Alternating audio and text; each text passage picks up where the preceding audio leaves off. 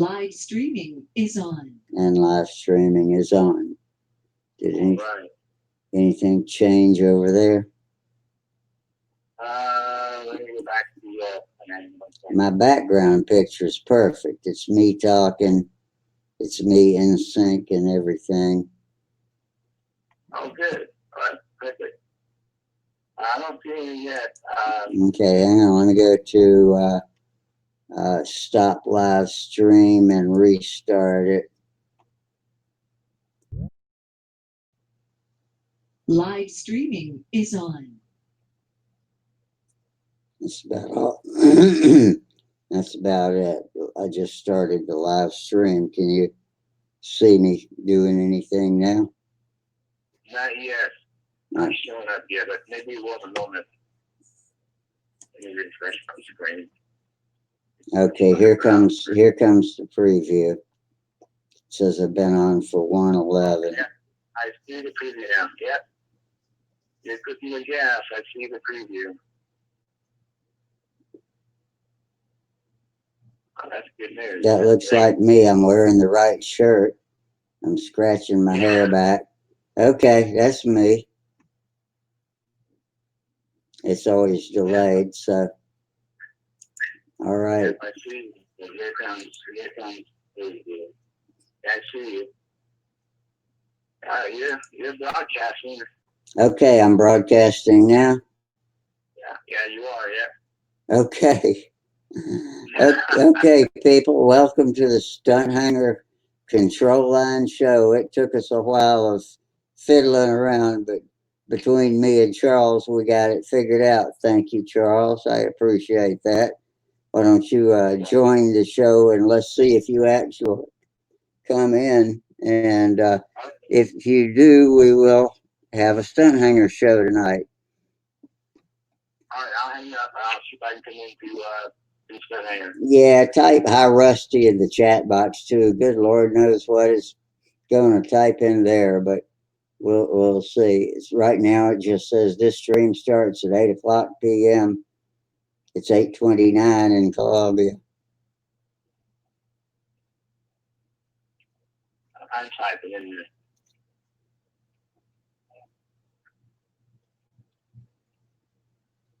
I just typed in a message. Hello, Rusty. In the chat box. In the YouTube chat box or in the Stunt Hangar chat box? The YouTube chat box. Okay, I don't see anything yet. I don't know that there's not a delay. It says stream starts at 8, but hang on, let me kill this chat box and then I'll find it back over on. I guess I got to go back to YouTube and pop it out or something, huh? You need to post the link in the Stunt Hangar. So. That's right. Live streaming, YouTube. Okay. And here, flying control on stunt. How Rusty? Okay. Yeah. Let me pop that out. Pop out chat.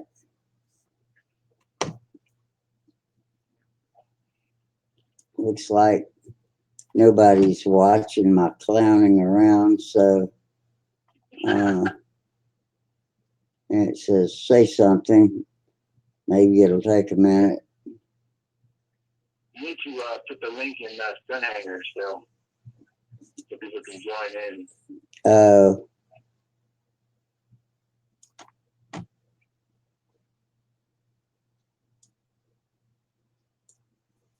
The link that's in the address bar from the chat box. No, in Stunt Hangar you have you post a link in Stunt Hangar, and then there's the old link. Let me see that old link works. But the old link says to Charles. You need to probably have a new one that has details of for tonight. You know what? I'm just hearing you on my telephone. Let me see if let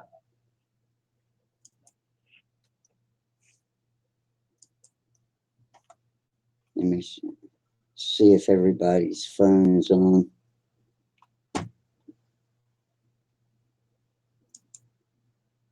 And let's see, view shortcuts, embed meeting, speaker stats, mute everyone. Let me unmute everyone. No, that was, I don't want to mute everybody except myself. Cancel that.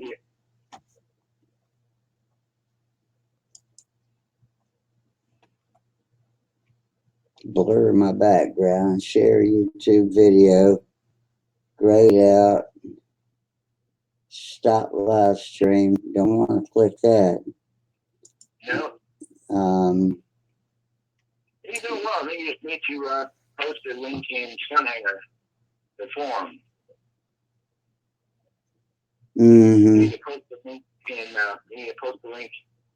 in Stunthangar Control Line forum so we can join you. Yeah, okay. Yeah, it says balanced message concluded otherwise. I'll paste that in because that's YouTube's, that's Jitsy's name for the show. So copy that, go to start a new topic and at the bench, or I'll just get I'm doing this all wrong. Let me go down here to the three dots. I mean the little man. Click the little man.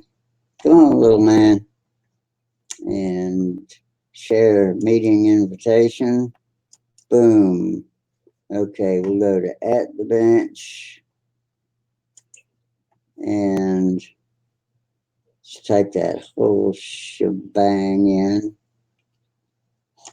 And kaboom. Okay, yeah. And post. All right, now click. Oh, there it is.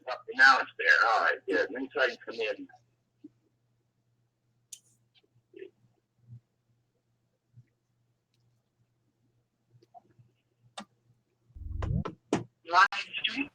Okay.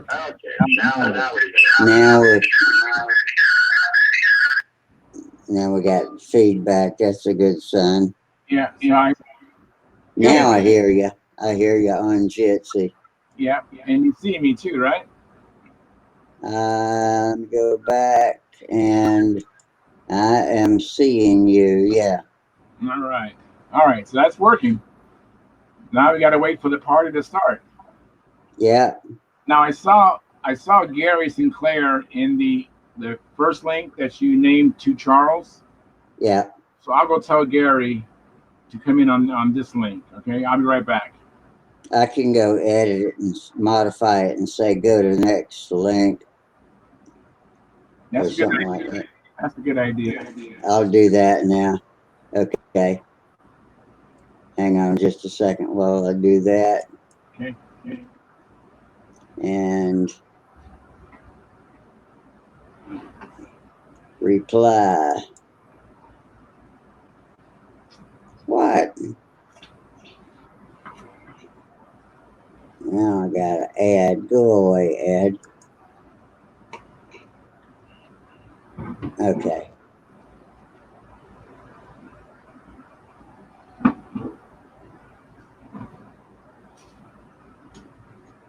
It'll be there in just a second. It just gonna say go to next message.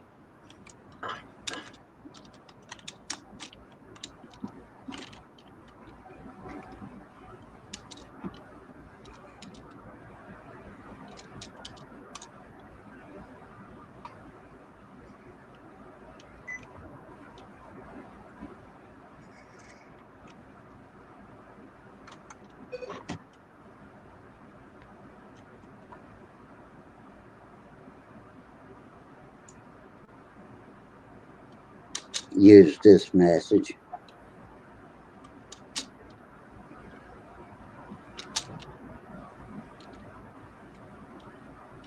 Okay, use this message, and now I'm about to paste, and the name of the show is Balanced messages concluded otherwise. Is that what you got? Yeah, that's what I got. Okay, I'm gonna post that.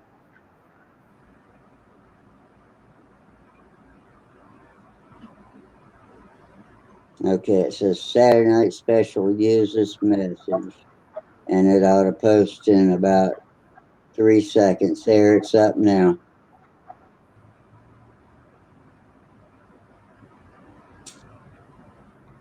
All right. If anybody can find the wherewithal to find that message, then they can get into the show. Because that show has the correct link. Meet Jitsi, balanced messages conclude otherwise. Okay? That's Alrighty. about all we can do, I think. All right. I'm Yeah, gonna sign off and see that I've got everything there. And it looks like we've got it.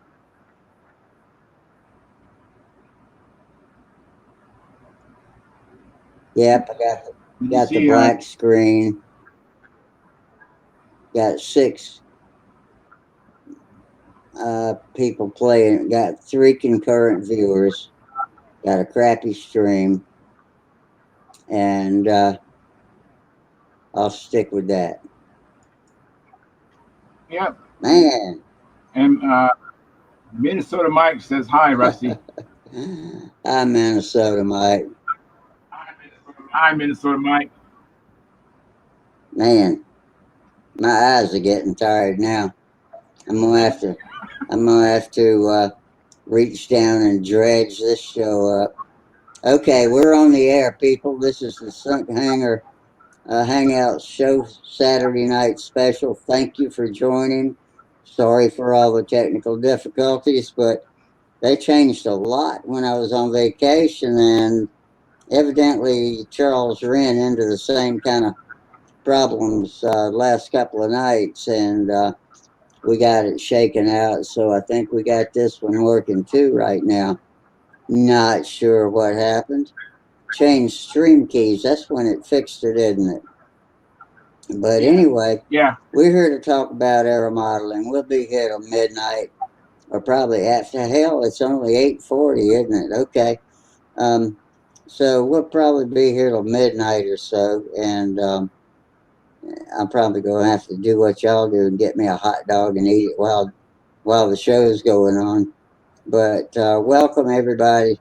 We talk, like I said, about aero-modeling for the next few hours, and come on in. Let's have a good time. Just keep it user friendly, and we'll have a great time. Okay, everybody, come on in.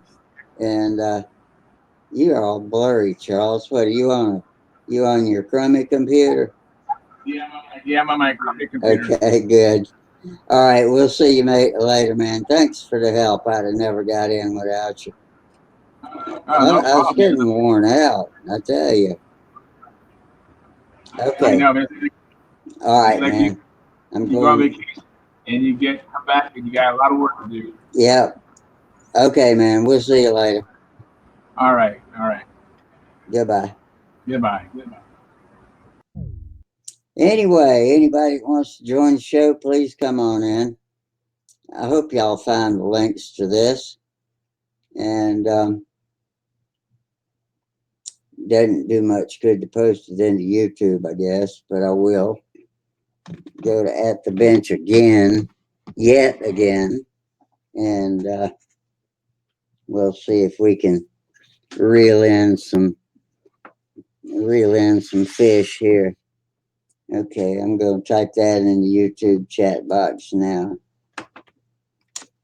Okay, got it.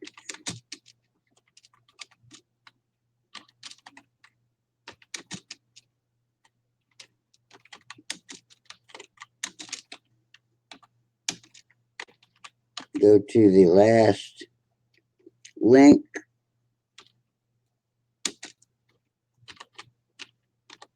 And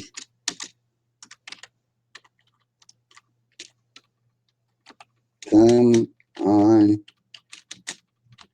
in exclamation point and send.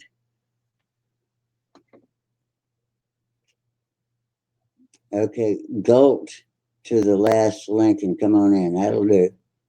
They'll know what that means. Everybody gulp over to the last post that I put in at the bench, and you will get the link to the proper show. Don't know why I had such an old show showing up, but come on in, let's talk about airplanes. Here comes Gary Sinclair. There you are. First real visitor. Hey, woo, man, Yes, did you see all that?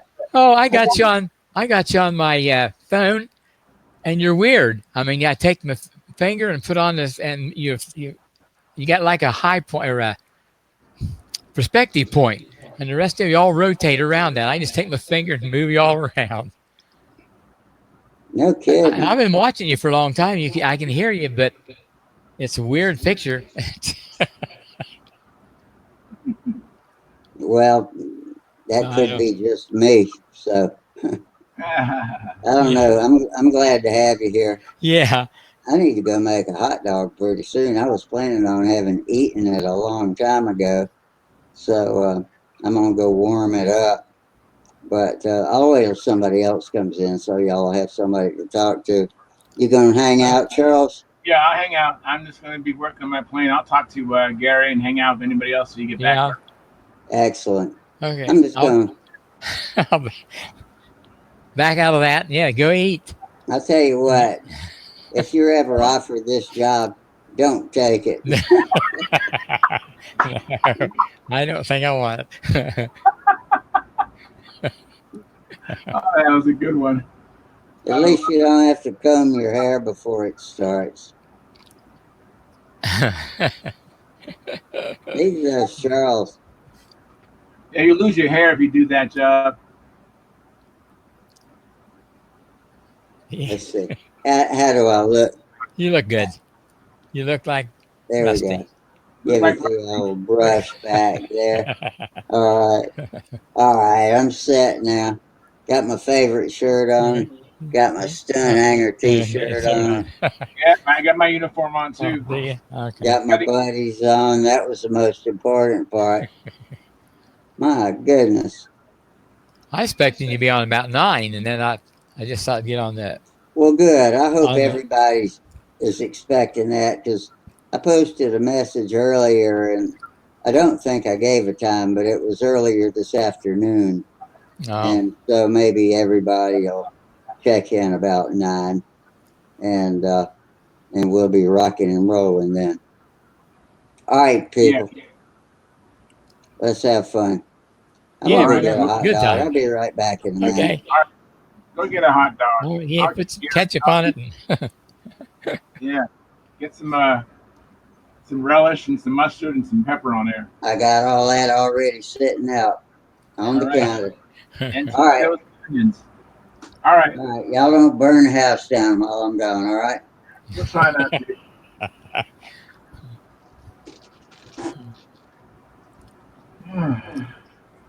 I wonder how Peter got on last night. Yeah, I think he just playing around. He obviously didn't make a title. I think that's what the problem Spark and I were having yesterday was making a title. We have a default title. Here comes Peter. There he is. There's Peter. Good afternoon. Found it.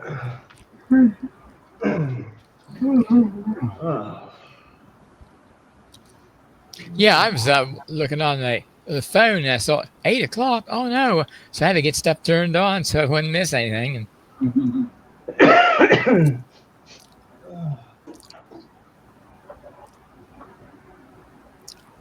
Yeah, it snuck up on us. Yeah.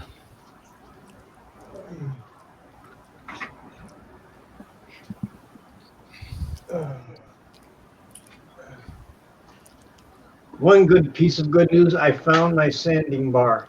Oh, nice. All right. Ooh, I found it. I was looking for this all. This is a, let me see, is that a 2 foot? 22 inches. Okay, and yours is as long as mine is. Yep. That's what I have I here. was looking all over the place for it. Finally found it. Yeah, this is mine too. It's Great Plains, right? Yep, that's what it is. Has it got a clamp? Yeah, well, they're good. They're You I got like. a clamp on it, or do you glue your No, glue I your got paper on? you get. I got a roll of this stuff. It's Oh. self-adhesive Oh, okay, gotcha. already. So you peel it. You don't even have to peel it. You just roll it on, push it down, and it's stuck. Yeah, it's good stuff. Yeah, I have all three grits. I wish they had a more coarse grit Mm.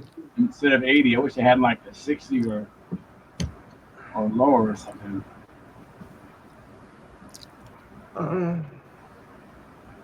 So last night after talking to you, I finished this. This is my Mobuck for the top lock.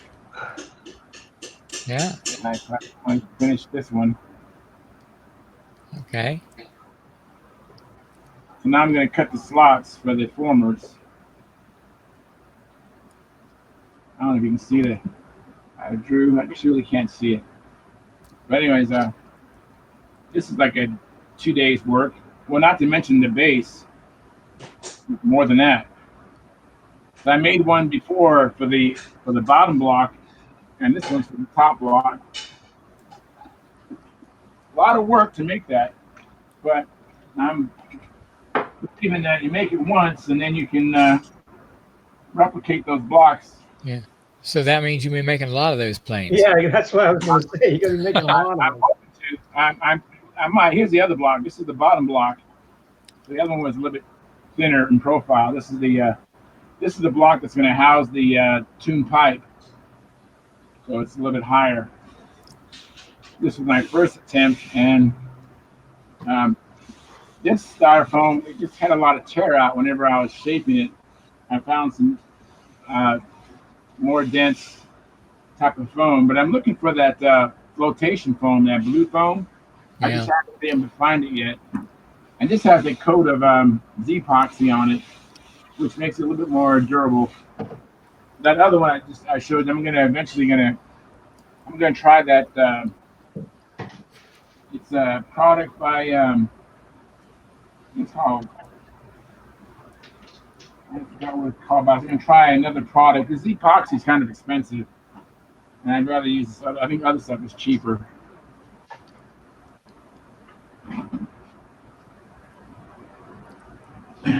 So. And I made this jig. This is from Bob Hunt's True Fit PDF, and I'm going to use this apparatus to so that's wire with some Yeah. finger grips. I'm going to heat this up with a propane torch, and then just drop this down and cut the slots for the former on those blocks. Oh. Lots of work. Hopefully, I mean, now I can use this over and over again. It was just work making this the first time, you know. Yeah.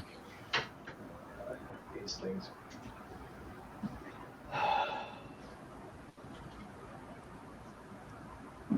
Trying to switch my camera so I can get to where I'm working. See if I can switch. What's that blue thing over your head? Oh, it's the underside of this wing. It's just a Oh, okay. P-40 model airplane. Yeah. Oh, okay. I got planes all over the garage. You would believe I have I think I counted 10 airplanes in here.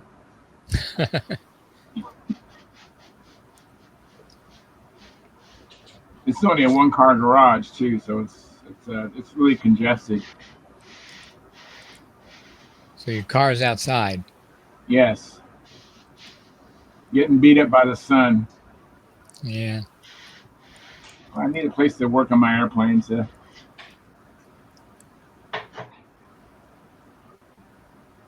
I want to change this camera. I don't know why it's not. Let me take this camera out. Yeah, that was weird. See, I think I was going to see what Sparky had posted, you know, this afternoon. This morning I got on there, I saw Rusty there, so I hit on it. I thought, oh, they're starting already. I hit it, and then this picture went weird, and it was just. Yeah, I saw I saw a little bit of Sparky's broadcast today while I was eating. All right, I think I was hopefully able to switch cameras. Come on. I'm trying to switch this camera.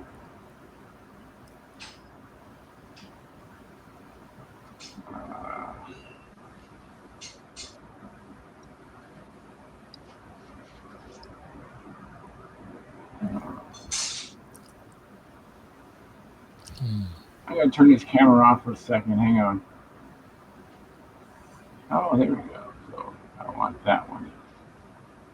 There we go. That's what I want. Okay. Oh. Okay, now I can get to my workbench. Okay, good. All right, so that's where I'm at.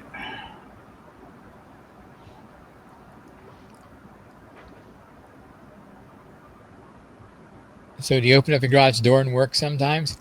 No. I mean, unfortunately, I don't have a door into the house. To get in the garage, I got to come out of the house to get in here.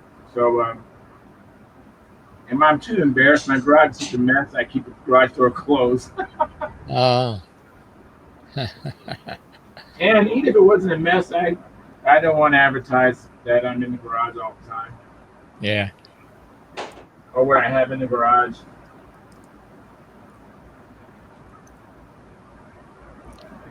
Yeah. Let me see here.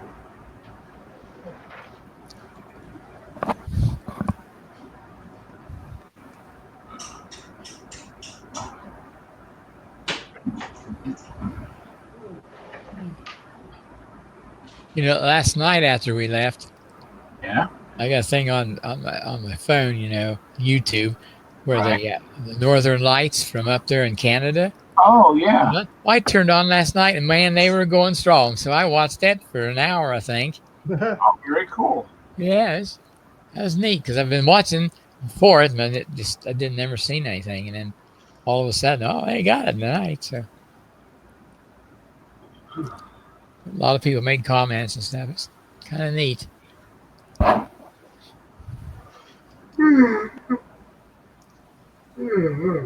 Pardon me.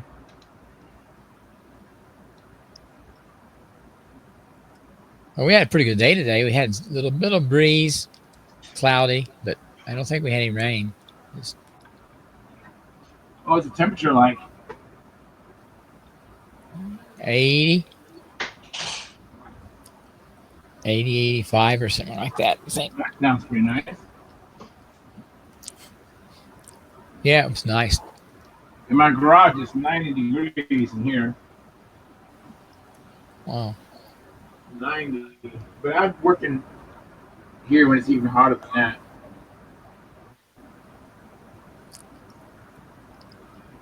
But your temper is pretty constant year round, isn't it? It used to be. It's not so much anymore.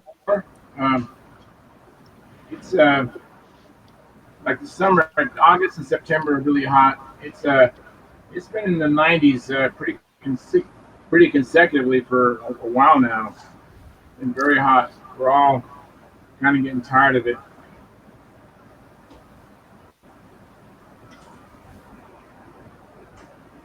Yeah. I wonder if Jeff ever got his calendar or what. I emailed him the file so he could look at it, Oh, okay. but I haven't never heard from him. So Yeah, I haven't spoken to him. Maybe he'll come in today. yeah, You know, maybe like we were saying earlier, everyone's going to be coming in around 6:40 or 9:40, the usual time. Yeah. yeah. I was surprised. I just got it. Oh, they're on already. Oh my. Yeah. That was the same here. I was like, hey, let me look, and eight something it was, and I said, oh, gee, it's on already. Okay. Yeah, I didn't get a notification. I didn't even Rusty and I had spoken earlier, so I knew he was going to be trying around 5 o'clock my time, which was 8 o'clock his time, and so I was on the phone with him while we was trying to figure out what was going on. Had to overcome some challenges, and we did. And now we're here. Yeah. Good thing I decided to kind of look, or I've probably still been waiting for it, tried to get on.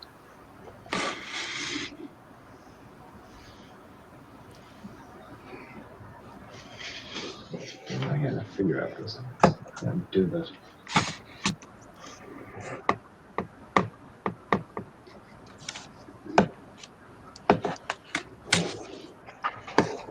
All right. Whoops. Rusty's back. Yeah, I got my hot dog. Hot dog with chili and mustard. Didn't have any chopped onions and didn't feel like getting any out of the fridge and chopping them, but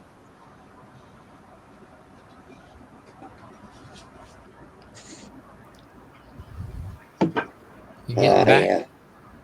You getting back to normal after your vacation? Yeah, I'm still worn out from it, I think. Yeah. It's nice to go. Nice to get back. It was a good one, though. 2 weeks at the beach is always great.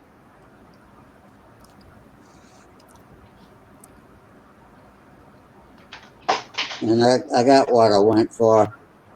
I usually go for fishing and crabbing, but couldn't do all that stuff this time. But my son and his family were there, and I like sitting out rocking on the porch with him at night and talking about space and time and science and rockets and all that kind of stuff. So we had a great time. Yeah. He's a scientist, and he's a real scientist by nature. I'm just a hack scientist, but we still um, can talk about it, and I can understand enough of what he says to nod and reply intelligently a few times, and actually have a pretty good knowledge of science. And so we had a great time doing that. Where, you know, where did it all come from and why are we here? You know, all the fundamental questions, and then modern discoveries, technologies, and all that kind of stuff we love to talk about. So yeah, it was wonderful, and I did get down to the beach some. Oh, good. Got to sit out in the sun, and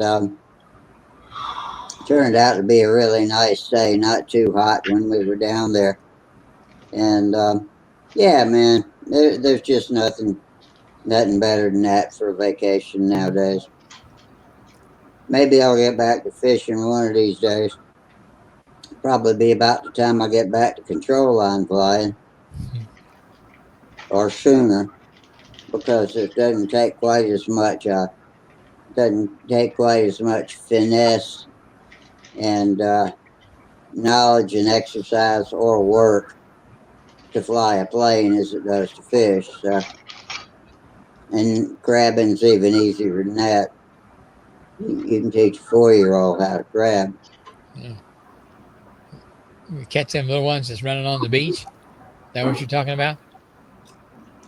A lot of panfish, but there's big fish out there too. When I was 3, I caught a spot tail, a sea bass, a spot tail. No, not a spot tail, a speckled trout that was almost as tall as I was.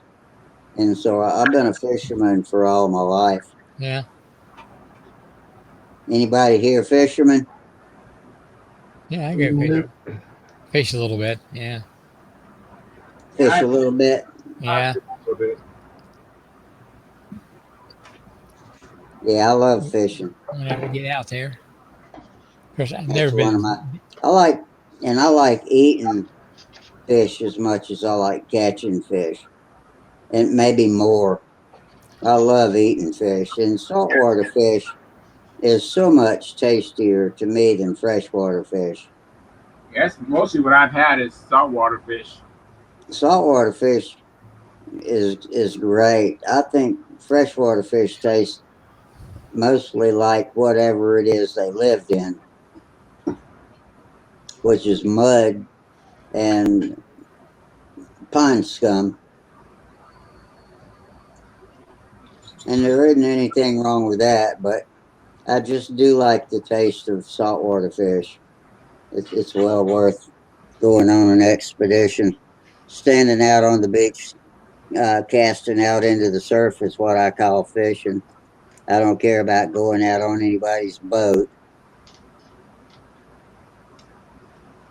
Yeah, it's a wonder you can do that, 'cause with the waves coming in and catching fish out there like that. Well, you go out, if you got a boat, you go out in the, Oh, yeah. be on the waves. But yeah, you can cast out into the surf. It stirs up all of the bottom, and so there's a lot of panfish that come in to eat that, little crustaceans and that sort of thing. Okay.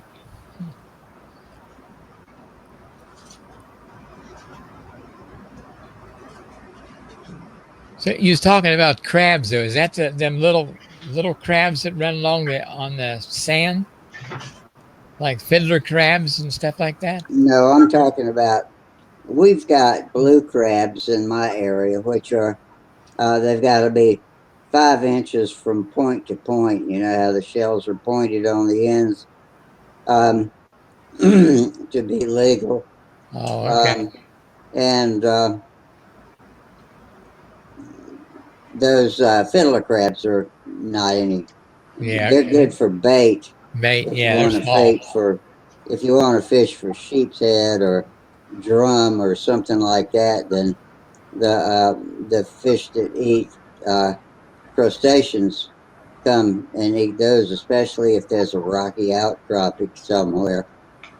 But no, you don't eat them by themselves. All right. Well, I didn't think so, but I thought I didn't know what.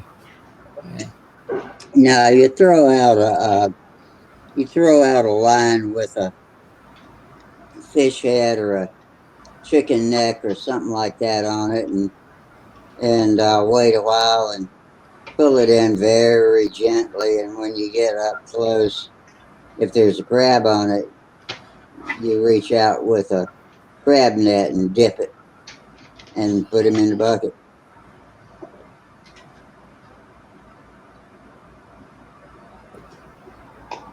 And those are usually blue crabs here. If you go up around Chesapeake, they are rich with blue crabs. The more southern areas, even in South Carolina, and we get a few here, or but not a lot, are stone crabs. And stone crabs are really good. You can only take one claw from them and throw them back, and they'll grow that claw back, but you don't take the whole crab on that. But on a blue crab, you take the whole crab. You might have heard of soft shell crab, and that's a whole molting blue crab, and they're really good to fry up. And we fry all of our panfish. Yeah.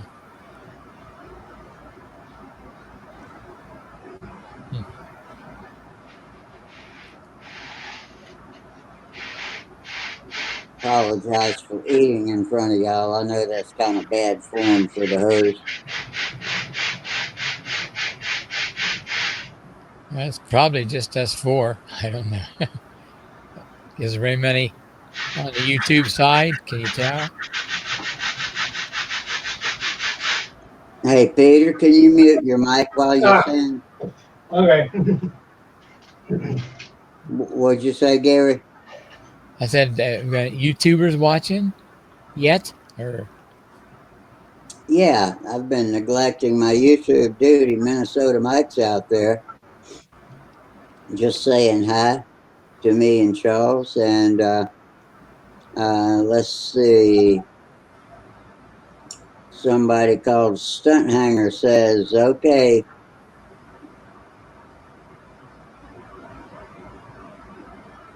Wouldn't that be Sparky? oh, go to the last, that was me. Go to the last link and come on in. It's hard to tell, but it was me saying Oh, everybody go to that last link on At the Bench.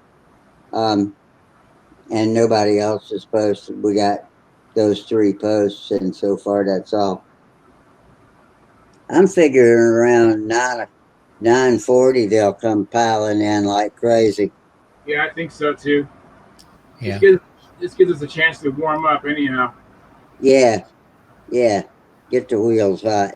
Yeah, when they come in, they'll be like, "Wow, you guys are rolling right away." Did you figure that happened last night? Got any idea? I don't know what happened. It was strange.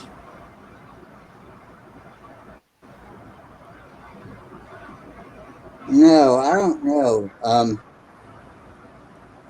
When I was away on vacation, the setup changed.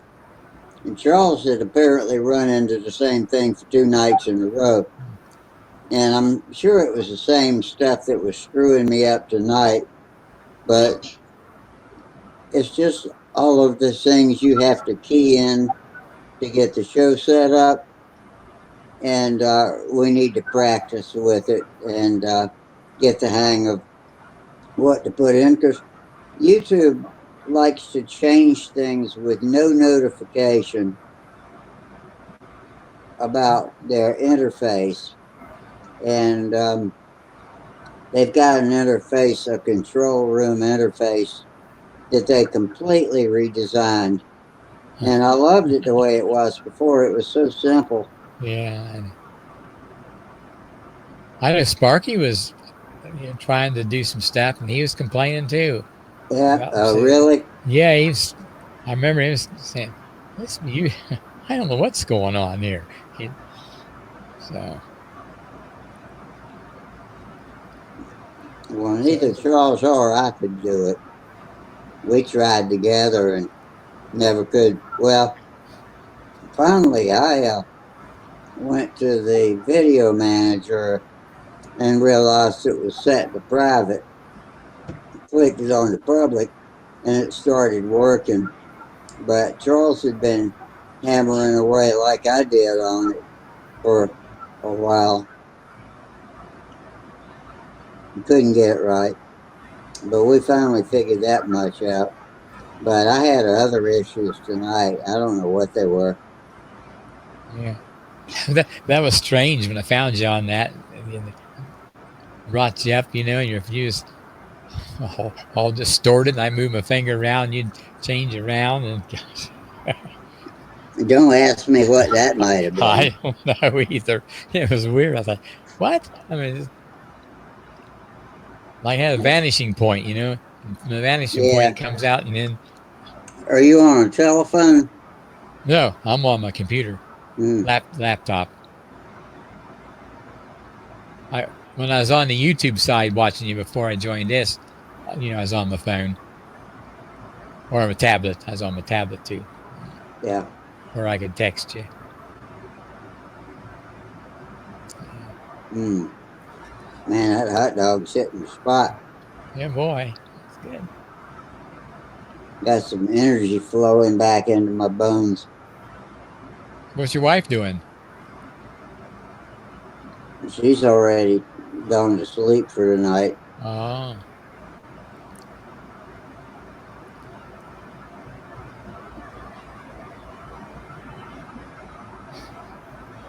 But she'll be up at 5 o'clock or maybe earlier in the morning too.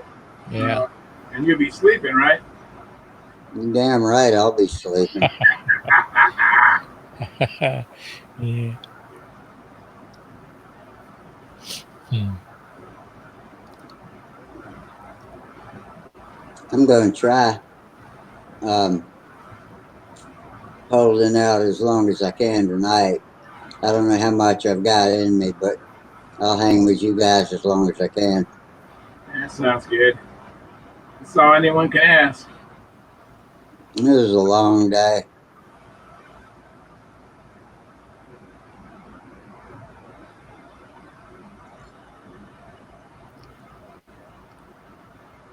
Can you guys see what I'm doing?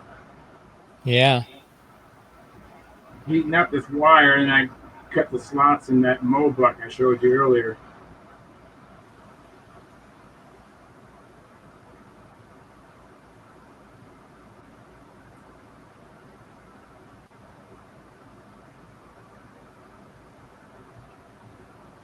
Okay, so you're just heating the tip of it up. Yeah, I got this wire with this wooden ends on that can hold the wire, Yeah. and I made this slotting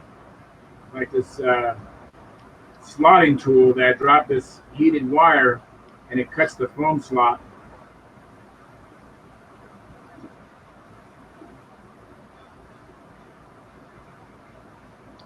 I just heat the wire up and I drop it.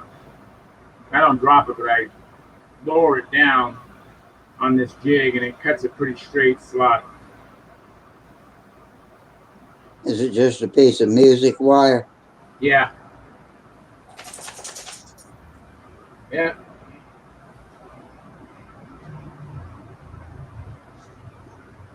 One more slot to make.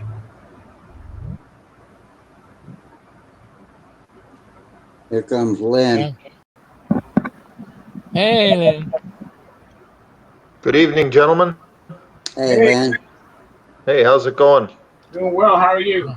Not so bad.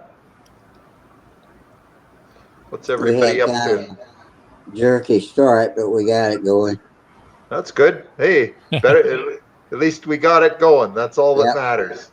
It's the way you feel when you're out at the field and the motor won't start. Yeah, that's a good analogy. Some days that's the way it is.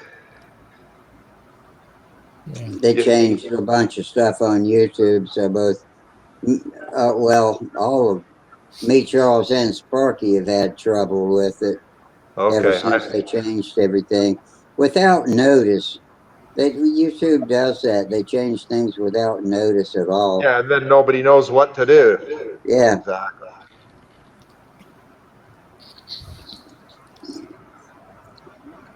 Yeah. That explains my late supper. I'm having a hot dog here. So Hey, that happens. You guys have seen me eating my dinner on here more than once. Yeah, that's true. It's what we do. Yeah. I always figured it was bad form for a host, but the hell with it tonight. Don't worry about it, Rusty. We all have bad form around here. Yeah. Yeah, but it's We're all good enough friends now. I think it's okay if we eat in front of each other. There's worse things we could do. that's right. I believe you're right, Lynn. Yeah. All right, cut my slots. What are you working on, Charles? Cutting slots in this mold buck. Okay. So here's the mold buck, and you can kind of see the slots I just cut. Oh yeah, I see it. There's the other Cool. slot. Good stuff. Yeah. So how I Is this cut for them- your? Is this Go for ahead. your top block or? Yeah, this is the top block. Yeah, this is the new Okay, one. that's awesome. Yeah, the other one's still around here. Okay. This is the bottom block. All right. So now all I need now is some light wood, which I can't find. That's what everybody needs now. Some light wood.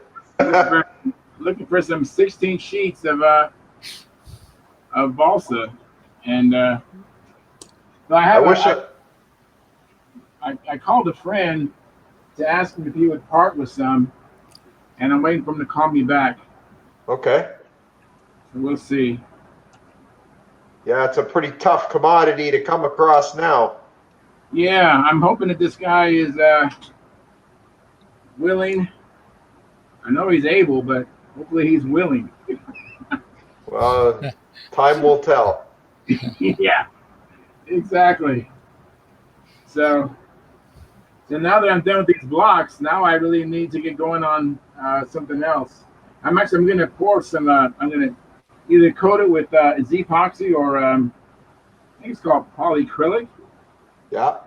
I think I might do polyacrylic because this stuff I just it's it's it's nice and firm, but you can dent it relatively easy. Pretty easy, yeah, for sure. You want to toughen it up a little bit. Yeah. So I might do that while we're on the show tonight, is paint these things up. Yeah. And maybe put some putty on some of the imperfections. I don't think I'll be doing anything tonight. I did a bunch of renovating today. I've been working on my basement. Oh, good for you. I'm trying to finish up. I'm putting a new bathroom down, or a bathroom down in the basement, so I'm working on that. Today I put the shower panels on the back wall. It's one of those neo-angle showers. Oh, nice. So I glued the panels on the back wall and another coat of drywall mud on all the drywall. It's been a busy day. Now, is this for your shop? No, this is for the basement. Oh, so your shop's not in the basement then, I guess, huh? Oh yeah, the shop's in the basement as well. So it'll be, the bathroom's right next door to the shop. So I guess it is sort of being used for the workshop too. But the bathroom down there will have a shower, a sink, and a toilet. Nice. So it'll be good. Well, I'd love to have running water in my shop. Well, it'll be just outside the shop, so that's all right.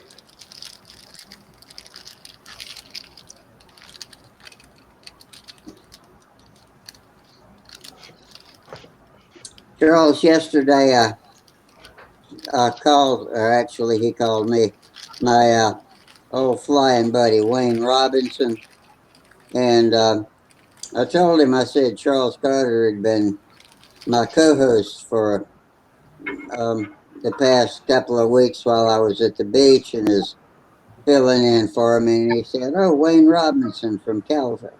I mean, Charles Carter from California." And he said, "I met him out at Brodak," and told me what year, I don't remember. But he said, "Ask him if he remembers me." So, do you remember Wayne Robinson? I would need to look at the picture. I have a lot of photographs from Brodax 2016, and I remember faces. Yeah. That doesn't ring a bell. I remember when I was there that I met a lot of people there. It was a fantastic time, but we probably did definitely talk. I talked to a lot of people. I had a great time there. It was awesome. It was the highlight of my modeling career. He's a tall Yankee from the Great Lakes area. I'll show you a picture of him sometime. Okay, yeah. Honestly, I can't say I remember him as much as I remember. I saw Art Adamison, which I'm glad I got a chance to see him before he passed. I never met him. And Dennis on the show is the first Adamison I've ever met. And then I also met Bob Brookins. Of course, I met Sparky. That's where I met Sparky, was at Brodax. Yeah. And I also met Jack Sheets and his wife. I think her name is Sherry or Lori. Shirley. Yeah. And I met Dan Banjock and Will Davis. What's the other guy that was doing the thing? The two guys, Will Davis and the other guy. Trying to think of his name. But I met a lot of great people. I think you and I met when we were there, but we don't remember. I'm pretty sure we talked at some point. You was there at 2016? No doubt. When you go to those, you talk to so many people. Exactly. I'm always hoarse the next day, the second day. I mean, it's like you go to the restroom, you're heading toward an outhouse, and as you're walking, you talked about half dozen people just getting there. Exactly. And there's so many people during the week at Brodax, you can't remember them all. Yeah.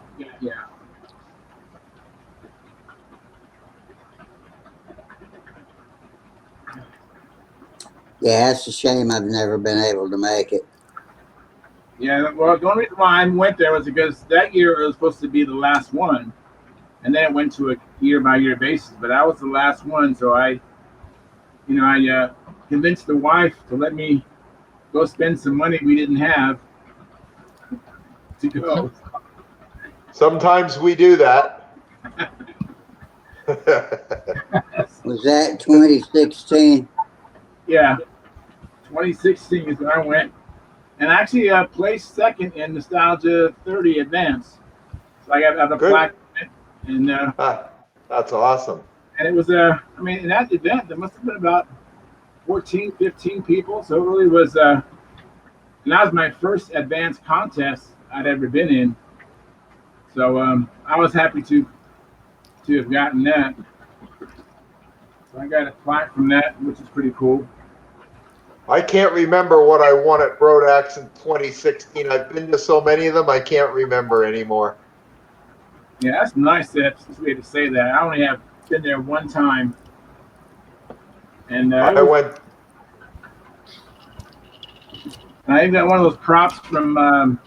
They used to make props there, and so I got a prop. BYNO, yep, BYNO props. Then I got John and Buzz to sign it for me. Good for you. That's cool. awesome. I've got a prop like that signed by Jack Sheeks. Nice. Yep. Nice. Yep. Yeah, definitely is something that I'm very happy about.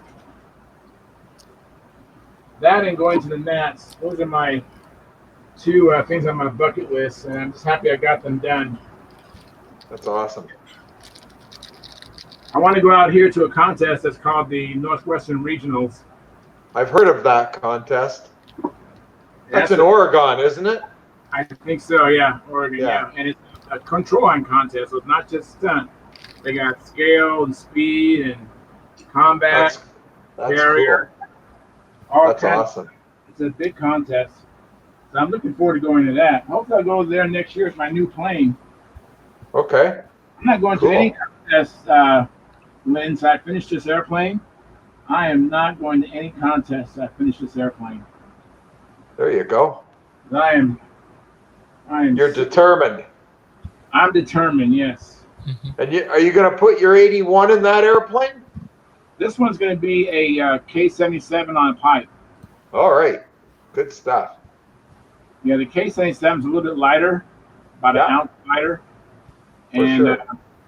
I have two of them. Okay, so you run yours on the pipe, or do you do the muffler? I haven't run them yet, but I'm going to run the first one anyway on the muffler just to try it out. Yeah, it's a nice motor. I don't know. I still kind of, up until this plane, I still kind of favored the Stalker. Right. But I'm trying to get a really light plane out there, so anywhere I can save weight, I am. Most definitely. That's why it's going to be the K-77. Have you run the K-77 yet? Yeah, I've ran it in a. I have two of them, and I ran them both. One on a tune pipe, and one on a muffler with the CAS muffler, the really big muffler. That's right. And what did you find? That big muffler makes a world of difference. Okay. Yeah, that's I don't know if I would need a pipe. That thing runs so good with that big muffler. It's nice. Okay. But if you remember, I had problems with my K-77. The connecting rod got all hammered. Remember that? No, I didn't hear about that. Yeah. So the first motor had a manufacturer defect. It never really ran right, and I sent it back to the Ukraine to get repaired. And then while I was there, the guy fixed it, and then he offered me a really good deal on a second one, and I took advantage of that. And so that's That's how I got the second one. And the second one is I've ran that, and that one runs good. And Okay. I actually am kind of confused on these two motors, which one I've ran, which one I really haven't. But I know I ran the new one, but I don't remember how well the old one ran after it was repaired. I don't remember. But Yeah, it's hard. It's hard to keep it all organized sometimes. Yeah, it can be. You know. I have that problem just because I have too many motors. Yeah, that's a nice problem to have, though. I have so many LA-46s and stuff like that. I don't know which ones are what came from where and where they. Oh my gosh, I get all mixed up. I don't know if I'm coming or going with them. I think the most important thing to do is to keep our handles and our lines organized. Most definitely, I'm big on that. Yes. See, that's where I'm pretty organized with it, and also my fuel. I have all kinds of cans of fuel in my. Keep that organized too, for sure. You don't want to be putting the wrong fuel in the wrong motors, or you're really in trouble. Right. So, for example, every can I have those A binders. label. So I That's get good. I put these things here and I change them out. Yeah, They come out and I change them. that's good. So that way this can here is 2.5% nitro, 18% synthetic. This is all clots. Yeah. Lots of fuel. And the other cans are all labeled so that you can, Pick what you need. Yeah, so that's where I'm organized. But as far as which engine was in the plane, I don't know. Which case? Well,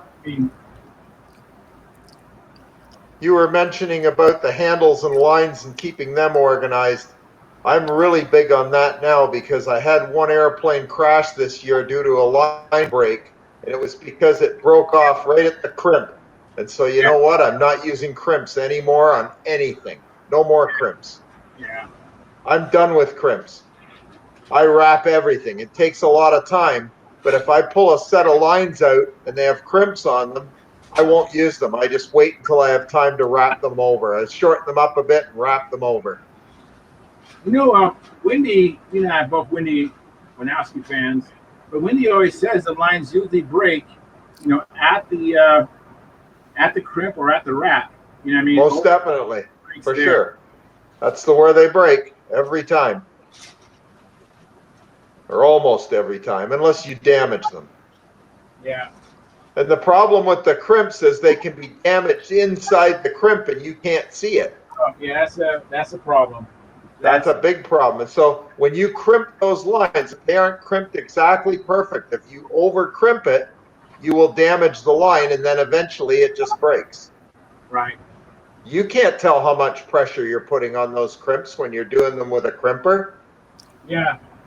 So the difference between doing it absolutely right and having it over crimped and damaging the line, you can't tell the difference. Right. So I just won't use them anymore. I'm done with it. Yeah. Yeah, I've always wrapped my lines, so yeah, that's what I do. It's not that hard to do. No. I made a little jig that I saw on YouTube and it works great. And you just drop the little eyelet over top of a piece of 1/8-inch piano wire, and then you run the line through a little clamp, and then it keeps your hands free so you can wrap them. It works great. Well, I use a, Yeah, that's all I do is wrap mine. I don't put crimps on them. I just wrap them. Yeah. Well, it's a smart move, Rusty. I think I showed mine on here the other night. Yeah. I use a like a fishing line thimble. Okay. That works really good. Hey, that's awesome. Well, at least we're all on the same page about not using crimps. Yes. I know some of the guys still use them. I know Mike Lonte really likes them, and that's okay, maybe for combat, but for stunt, I'm not doing it. Yeah. Yeah, neither am I put too many hours into an airplane to build it and get it finished and get it all right, and the amount of dollars that's involved in the motor, and I'm like, no, I'm not doing this. Oh, absolutely. Oh, absolutely. That's I mean, there's still chances that something can go wrong and you can lose one, but guess what? Let's try to eliminate as many of the possibilities as we can. Oh, exactly. You know, like my lines are, I use like a certain color heat shrink tubing, you know? Yeah, So that way you know which one's up and down. yeah. Hey, how long y'all been on here, man? Hey, Um, well, Sparky and I have been at it since about 5 o'clock his time. Oh my God. 5 o'clock my time, excuse me, which is 8 o'clock his time. All right, well, we just got back off the lake and I just got the boat put away. I thought it was going to be a normal, like, 9 o'clock show-off time, man, and I was checking. You guys been going since 6:30 or something. Not really. We tried to start at 8 o'clock, but Charles and I were doing a test about Okay. 6:30, Yeah. and we're All right, having all well, kinds of trouble. I'm And going they've to step changed this. a bunch of stuff since I was on vacation, and about how you work with the interface. And it's a royal pain in the ass if you've never done it before. And so it took us a while to figure out. Did you say it's a Royal Canadian ass? whoa, whoa, whoa, whoa, whoa, whoa. Easy there. That's what I heard. Oh, you need to clean your ears out, my friend. I'm going to shut this down and go in the shop. Sam and I are going to be out there. I'll come back and see you in a minute. Okay, All right. y'all be careful out there. All right. Charles, you look intense.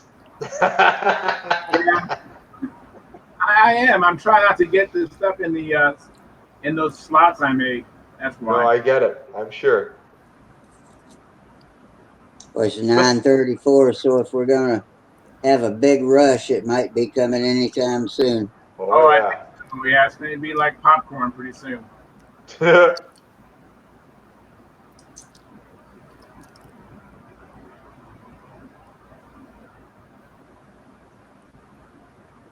So when's your next contest, Lynn?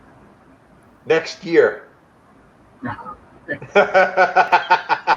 hope.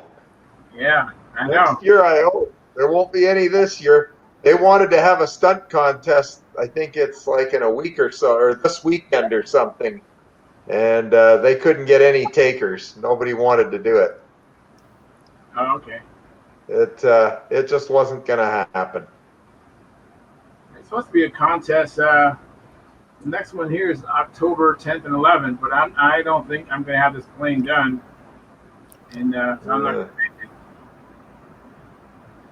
Hey, if you don't have the plane done, you just go and you go out there and judge or do whatever. Yeah, it's too far for me to go do that. Oh, okay. I mean, I'd rather go there and compete. But, I mean, if I had Yeah, there and they needed some help, I would be glad to help out. But, yeah, I get you.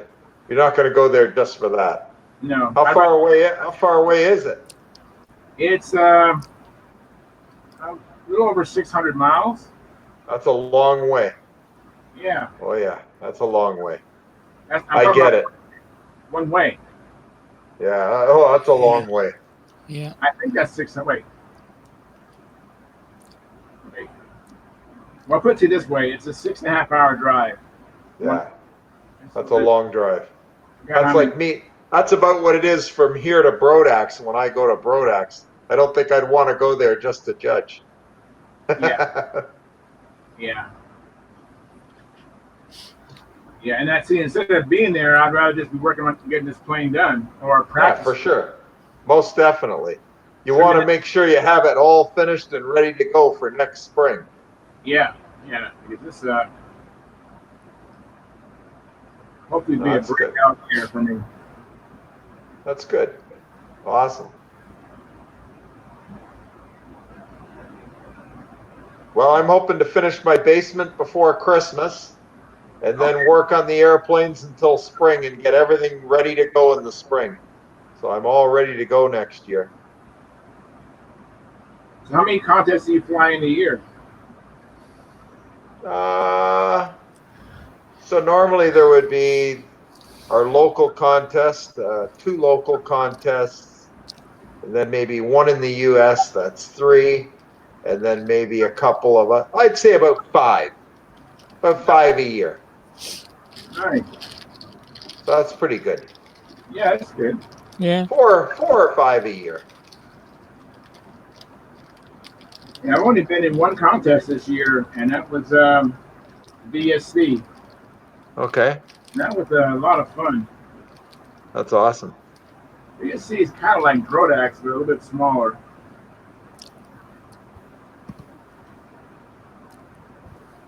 I haven't been at a contest in a year.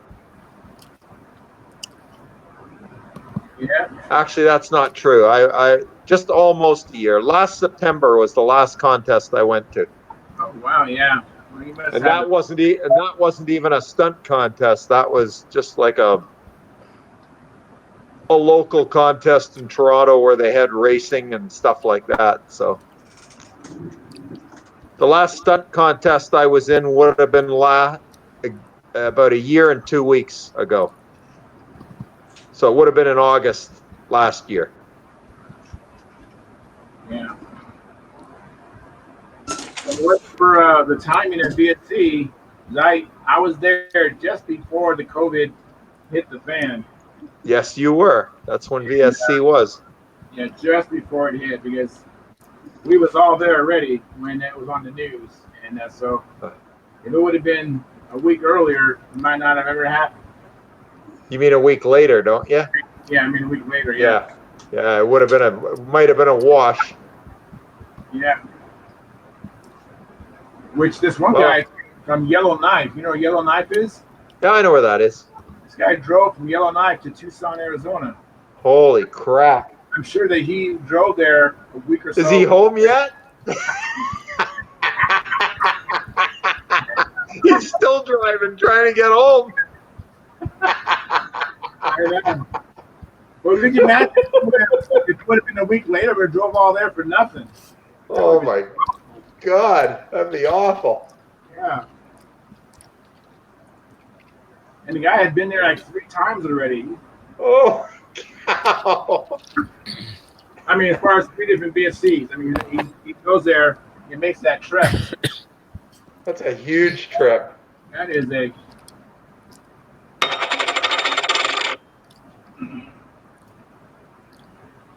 Cook this one as well.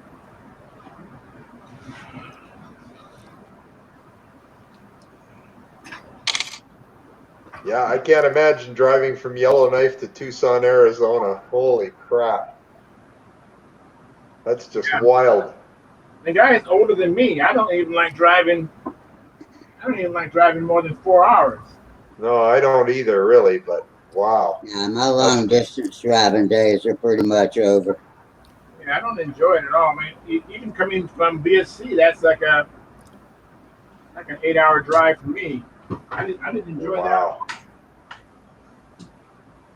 I don't think you'll see me at VSC anytime soon.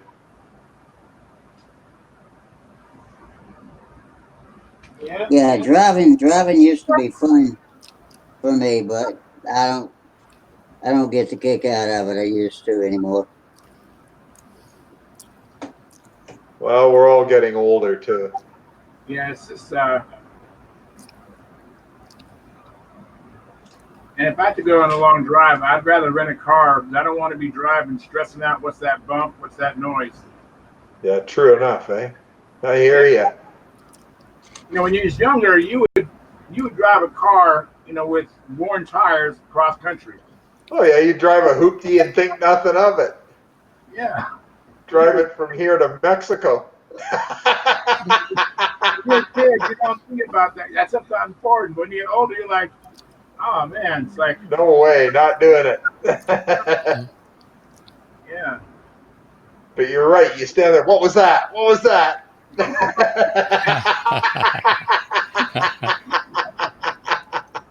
That's what I do. I mean, by the time I get there, my blood pressure's elevated. Oh yeah. Last thing you want to do when you get there is put in a few flights. You'll have like crash the airplane after all that driving. Yes. Just leave it in the car for a half a day after you get there to try to recover. Oh my God. Absolutely. Oh man, yeah. So, I mean, I'll drive my car for a couple hours. That's fine. But anything like 4 hour drive, I figured just the expense of getting it repaired. If that happens, it'd be a total drag. I'd rather just spend money on a rental car and not to worry about that issue at all. The worst one for me is getting up at 3 or 4 in the morning to get to a contest by 8 or 9, and you're driving and driving and driving. It's like, oh my God, what am I doing? I still do it because I'm cheap. I know I could. Well, yeah, I do it too, but it's crazy. Get out of the car. Okay, let's go compete now. I know. That does sound stupid, doesn't it? When you think about It it. is. It's Get there very. rent a room at a hotel. Get a nice meal before the contest and show up in style. No, not us. No way. Let's try it. Let's get up at 3 in the morning and start driving. Get there at 10 to 8. You drive to a contest. First thing you want to do is find a bathroom. Oh yeah. You tell them the CD. I'll be right back. I got to use the bathroom. Yeah. We can have a pause meeting, Charles. I know. I got to go. Oh man. Or you get to the contest and there's no bathrooms provided, and the closest McDonald's is 2 blocks back. Oh my God. Now, can you imagine today with COVID? I mean, oh my gosh. You can't even find a bathroom that's for public use now. It's just crazy. Oh gosh. Yeah, so now it's like you really can't even take a chance driving, holding it, because you don't know if you're going to find a restroom you can use. What a scary thought. Yeah. The way it is. Oh, I don't know. I hope they find a vaccine by next year, early next year. But we'll see. See, I'm not so anxious to try a vaccine that's been rushed into production. Well, this is another problem. That's something we haven't crossed that bridge yet. That's another issue. I was kind of reluctant to try something that's been rushed. It's like, it's like I don't want to rush this airplane either. No, I know. You're liable to grow a spinner on the top of your head or something, No. Oh, man. Yeah, I haven't gotten it yet, so I think I would just continue these practices of distance. Oh, yeah. Yourself and social distancing, and wear a mask if you're going in a store, and you're pretty safe. Yeah, that's been working for me. That's what it's been working for me too, and I work in a grocery store. Yeah, yes, like you, I work in a store too. I'm an essential worker, so That's right. So hey. Well, you got to count on other people to wear masks to keep you safe too. That's actually the way it works. So. Well, at our store, it's mandatory now. Good. So everybody who comes in, pretty much, they all have masks.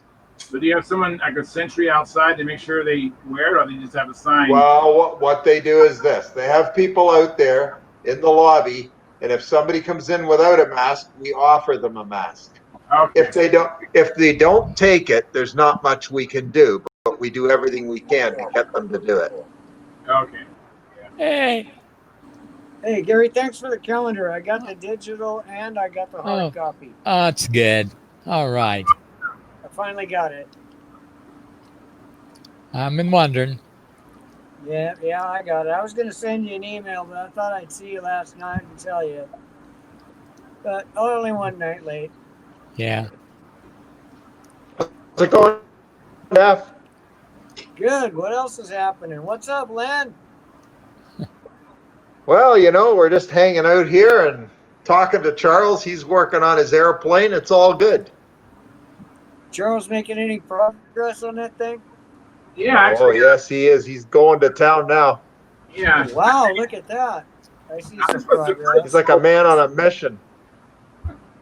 This was the first. He's hoping it'll come in under He's hoping this one will come in under 120 ounces.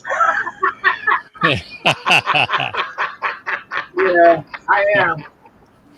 Yeah. He's always looking. He's always looking for tips, Jeff. So just help him out. Well, if you make everything look like a cheese grater, you're gonna run out of weight sooner or later. That's right. Just drill a bunch of holes in it. Just Yeah. don't drill any I holes think in the motor.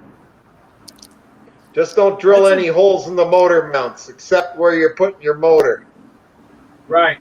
Yeah, I don't do that other stuff. That's old technology. You'll have bad engine runs forever if you do.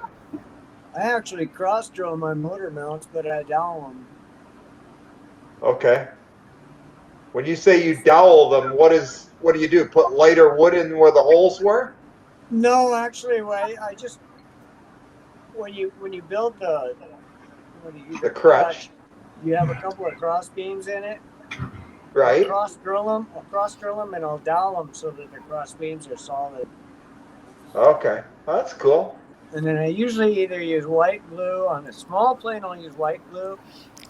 Box 35 lower, I use white glue. Yeah. If I expect it to last, sometimes I'll epoxy it. But Right 9 on. times out of 10 with my planes, I don't expect them to last. I expect this one to last. Damn right. We want them all to last now because you can't get any bloody balsa wood. You better make them last. Well, Yeah. that's what my dad told me a long time ago. Want in this hand and wish in this one. There you And go. see which one fills up first. Because I've built several planes and I've taken them home in a trash bag on maiden day. Well, that happened. That's a sad state of affairs. That is. I hate that. Awful. Yeah, but also I've been flying since I'm 9 years old, so I've had Yeah, you're plenty gonna of have you're gonna have. But you know what? There's a learning curve too. If one crashes, you generally learn something. Yeah. Those are my most painful lessons are those. Then I must be pretty smart because I've stuck a lot of planes in the asphalt. Yeah, me too. Join the club, pal. Line up. Yeah. I wish I'd have learned something from every one of them. I remember the first Nobler I ever had. I got it from a guy who was a friend, or at least he said he was. It was a really old Nobler, and what had happened to it is the wing had separated from it before. Ooh, wow. And I got this Nobler, and I was really proud of it. I put my Fox 35 in it, took it out to the field, and I got this thing all patched up and did a nice covering job on it, the whole bit. I took off with it, and it flew really nice and smooth, and everything's like, wow, this flies amazing. I put it into the wing over, it went straight over, and when I went to pull out, it never stopped. It just kept going. The fuselage kept going, and the wing came off of it, and it went straight into the asphalt. Oh my God, I was heartbroken. That's heartbreaking. It's because you got to move your hand, Len. You got to move your hand when it comes down. You got to. I was moving my hand all right, but the airplane just kept going straight, and the engine And the wing came down like a butterfly. Oh yeah, the wing did the butterfly, and the engine did the split apart into about 200 pieces on the asphalt. Ouch. Oh my God, that was a Fox 35. That Fox 35 was unrecognizable after that. I got a magician from a guy one time, and he had a Fox on it, and he flew it for a while. And I bought it from him. That was years ago, and I think I bought it for like $35 or something like that. And I put an OS Max S35 on it, and it flew really that's a good motor about for that plane. 4 times. But it had the wood horn on the elevator. Oh God, I got stung by this too. Go ahead, And I keep going. never checked it. I never even thought about it. No, I just flew the plane. And when it went in, what I found out is the horn had broke off and turned sideways. Yep. So the elevator was just pretty much sitting still. And when I hit up, it just kind of did this and flew around kind of level. And when I hit down, it kind of did this and flew around kind of level. And I had to run it out of gas like that. Wow. And before I got there running out of gas, there was, I guess we could call it shear wind because it put it right in the ground. Ugh. So What do you say, Mike? it's all good, man. I'll be back in a little bit, man. We just got off the lake, man. Just got home after a day of boating today. So I'll see you Okay. guys we're in a here few for the minutes. special show, the Saturday night Okay. show. Is there anyone else on tonight, or has anyone else been here? It's Well, we got 6 right now, including Okay. you. Did Jeff just leave? Jeff Jeff just left. So Yeah. far, that's it. He'll be I back. figure maybe He's coming back later. I figure at 8:40 we might have an influx of people. Let's see. Oh, okay. Right now it is. Oh, it's 9:53 now, so this might be it for tonight. Oh, is it past? Yeah. Well, no, 8:40. It's 9:40. So it's just 10 minutes past. There might be a few people Yeah. that figure it out. I don't know. Well, Len's the only one that wasn't here on the impromptu meeting last night that we had. When was that? I tried to get on, but there was nobody around. I didn't Well, see yeah, anything. but Peter posted a link, and we had like an hour hangout with just not streaming on YouTube. Oh, okay. If you looked on the Stunt Hangar thing, like 3 down, Peter said I started a link, Oh, okay. and it was just I missed me, it. Peter, Charles, and Gary. That was it. Okay. Okay. That's all right. And I showed them all my swag. I was hoping there was going to be some more people because Len, I hit the mother load last night, man. Oh, what'd you do, buddy? Facebook RC Hangar Swap. I met up with a guy from Kentucky that came into Nashville, and I bought a ton of control line stuff off him. Good for you. Are we Oh, that's streaming on YouTube right now? Yeah, we are. Okay, so we got to watch the curses. Okay. I just wanted to make sure. Yeah, Len, and I did a little show and tell last night with this stuff. Good for you. I can show it again just to make you jealous. Well, I would be. Yeah? Let's make me jealous. I need to see what you got. Okay. You are the Mike's the king of goodies. I don't think Sparky saw it, or not Sparky, but Rusty. Yeah, he is the king of cookies. Oh, Tutor 2. Woohoo! I never find anything like that. still with you. Brand new Tutor 2 ARF in the box, Wow. unstarted. So Nice. this is what piqued my interest because he had it for sale for $125. Right? And I messaged him. I'm like, yep, I want it. That's So cool. I go back and forth with this guy over the course of a week. And Sam, hand me the Nobler. The next thing, I was like, would you take $100 for the tutor? And he's like, yeah.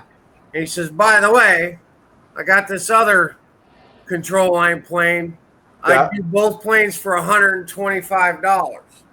That one. Oh my gosh. ARF, right? Cool. Tutor 2 ARF in the box, Nobler ARF. Wow. $125. Now you're way ahead of the game. Well, then he says, I got a few more airplanes because he bought out an estate sale. Okay. Would you be interested in these? Hand me the Cardinal, Sam. Oh God, this is sickening. Now I'm getting jealous. Yeah. I know. This is neat, though. It's awesome. Yes. Cardinal Wow. with a double star 40 on it, right? Trouble star 40. A Trouble Star 40. Yep. It weighs 42 ounces. Geez, Jeff Riley must have built it if it's that light. It's kit built. It's not an ARF. So Cardinal, silk and dope. You know, it's got some issues. It's old, but it's light and it's got a You're double not kidding. 40 on it. That's awesome. Hand me the Oriental. Keeps getting better, Len. It just doesn't stop. Holy crap. Doesn't stop. Where do you put all this stuff? Do you have a farm? Kit built. Holy. kit built Nice. Oriental with a Fox 35 on it, 32 ounces. This one weighs. Holy crap! And this That's guy, so light. he's got uniflow tanks on this stuff, and the lead outs are done right, and everything's right. And Wow. everything's good on this. That's awesome. Here you go, Sam. Take this. And then the very last thing, he messages me, brand new, in the box, Super Tiger G51. Never been out of the plastic, Len. Wow. Brand new. Never been out of the plastic. Okay, do you want me to tell you what to do with that? Well, I know what I'm going to do with Just that. put it in the mail and send it up here to me. I'll give you my address and I'll give you $20 for it. So we were in our negotiations. We were at Wow. $125 with the Tudor ARF and the Nobler, right? Right. So he threw in the Cardinal, The Nobler, Oriental. the Oriental, both with motors, and the brand new Super Tiger. Yeah. And he says, "Would you be willing to pay $200 for all of it?" Wow. That's phenomenal. And I think- did. I And see. the best thing is, the guy was up in Lexington, Kentucky, but he was in Nashville last night. So he brought all this stuff down last night. And You didn't even have to go get it. Well, I had to drive like 30 minutes. I had to drive on the north side of That's Nashville. okay. That's And okay. I met him in a Walmart parking lot last That's night awesome. at That's 8 awesome. o'clock and got all this stuff for $200. So, and really the only thing I wanted was the Tudor. I don't care about the other stuff, but that Wow. Tiger, that's You I'm send ready. that. You take that Tiger and you give it to Tom Dixon and let him give it back to you. You won't believe it. yeah. You Well, won't believe how well that'll run. no, I believe it. I mean, I just assembled these 246s out of new parts, and they're going Nice. to Tom. These are on the Okay. way to Tom. They're going Send- to Tom. But that send Tiger, it- I'm not going to run it. That's going to pay for half of what I just got. But that Cardinal and that Nobler, I don't care if the double star, if it doesn't work, whatever. I'll put a 46 on it. It'll be fine. The Nobler, if the Fox ain't good, I don't care. But the airplanes are light and they're Yeah, straight. that's right. That's They're awesome. light and they're straight. So I'll put good engines on them and change the tanks Like out. even if the Nobler won't run with a Fox 35, put that double star on it. It'll make it go. Yeah. That'll be perfect. Yeah. That double star has got a lot more power than a Fox 35, That's what I heard.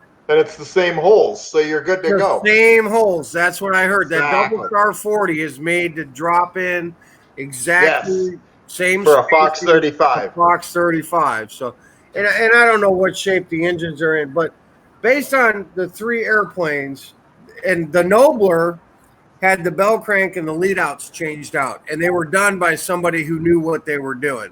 You can tell. That's good. Right, and the controls on the Cardinal and the Oriental and the lead outs, they're done They're all by a good. control line guy. This wasn't just some hack. No, it's not a hack job. That's Right, great. and all three of the airplanes have Uniflow tanks in them, so it's obviously a control line Somebody guy, who knew what they were doing. Yeah, not exactly. an RC guy trying to fly control line. So Go, Charles. I know. What's Rusty doing? Charles. What's Rusty doing? Oh, God. Rusty, you okay? Yeah, Rusty. yeah, Okay. I'm good. He's looking for something. Yeah, I am. We thought maybe you'd fallen asleep. Oh, okay, I thought she was asleep. Nah, I'm not asleep. I'm just tired. All right, cool. So what was you asking me, Lynn? What No, was I you said saying? you were I about was to gonna say something, but I didn't know what you wanted to say. I could tell you wanted to talk. Oh yeah, I was just concerned about Rusty. I just saw the back of his head, and I didn't know. Yeah, I what was was wondering if y'all could see the back of my head or not. Yeah. Yeah, we could. oh, I thought Charles wanted to buy that Tiger 51. That's what I thought he wanted. Maybe. Yeah. Yeah, they're great motors. I have 4 of them, and they run amazing once Tom's blessed them. Yeah. Well, the last one I had, I sold it for 130 bucks. I had one and I let it go, and I got 130 for it. But special offer tonight, man. I'll let this one go for 100 bucks plus shipping if anybody wants it, man. Nice. Brand new, on run, brandy new. Brand, I just have so many of them that I don't need any more of them. I know you They're do. great motors, but I don't need one. You don't need one. I know. I need. I have 3 of them already. I have 3 Super Tiger 51s. Okay, deal's closed. It's off now. It's on Stunt Hangar for 130 bucks, man. So that just went back. Just like that. It's done, man. Yeah. Peter's gone to count his money. What are you talking about?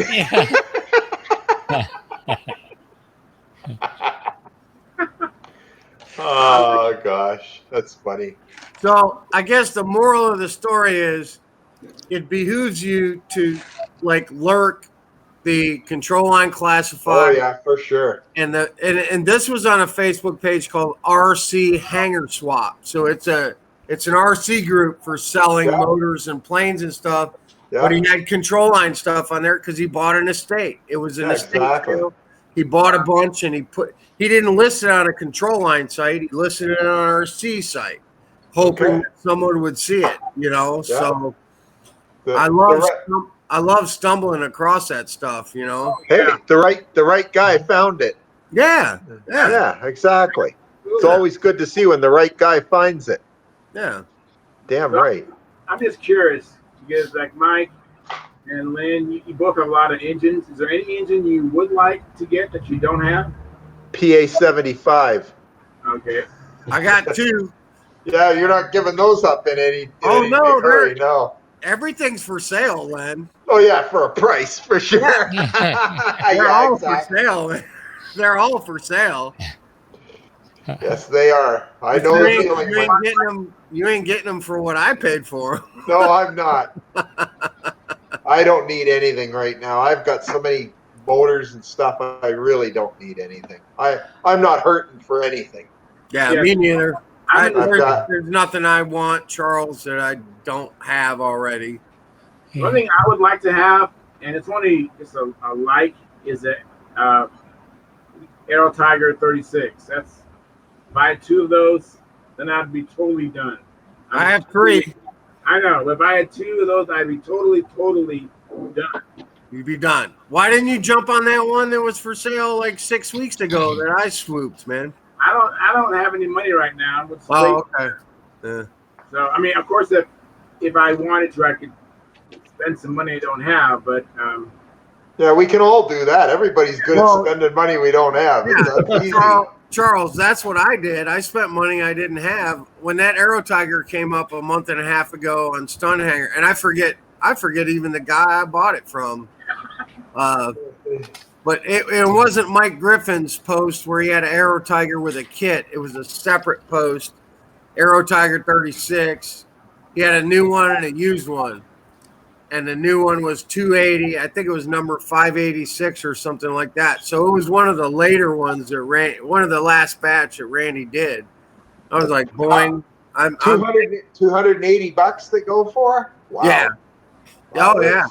Well, there were 239 when Randy sold them. Okay. So I mean, Randy's price was 240 plus shipping when he made them. I mean, because the motors, were the Thunder Tiger 36 was like $120, $130 motor anyway. That's right. Yeah. As an RC motor, just as an RC motor, they retailed I think at 129. Okay. So you figure out, $100 for $110 for everything. For the rework, yeah, for the rework. For everything he does, that's a deal. Yeah, for sure. Yeah, I saw that new on run, and Charles, I didn't have the money. I spent money I didn't have to get it, but then you sell something else to kind of get it back and even. I get it. Now I got a Super Tiger to sell that I got for nothing, and yeah, exactly. That's what you have to do. Yeah, you have to do. I get it. My K77s, Now I got 2 of those. I got 2 stalkers, you know, and other engines I bought without money I didn't have. I mean, so I have done that many times. So I know I have motors in my drawers there. Yeah, get rid of them. I will. I will. Right now, it's like all I want to do is finish this this plane I call Precious Balsa. But you're right, Mike. Get rid of all the motors you're never going to use or that have no value to you. What good are they? They're no good if you're never going to run them. That's what I'm paring everything down to PA pipe motors, Tom Dixon LA 46s, Yeah. couple of Randy's specialty motors, the Aero Tigers. Yeah. Like boxes are gone. Enyas are gone. Oh, Enyas are a waste of my effort. My combat motors, I run 25s and 40s. The LAs, I'll keep those.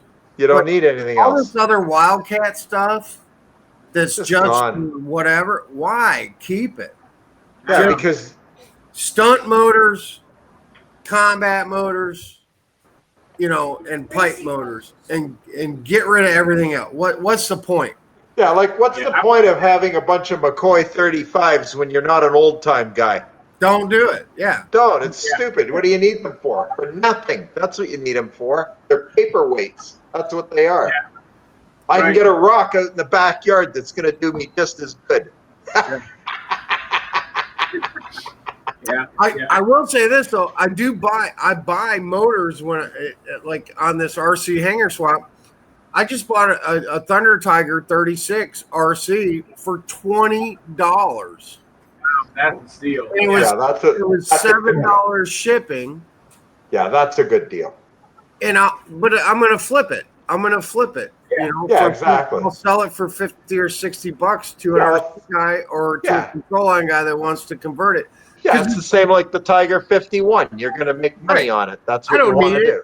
I don't want a Tiger 51 control line. Don't need it. Don't want it. Don't have an airplane for it. But I'm not going to say no to the guy that threw that into a bundle of stuff. Not a bit. It's a good motor. There's nothing wrong with it.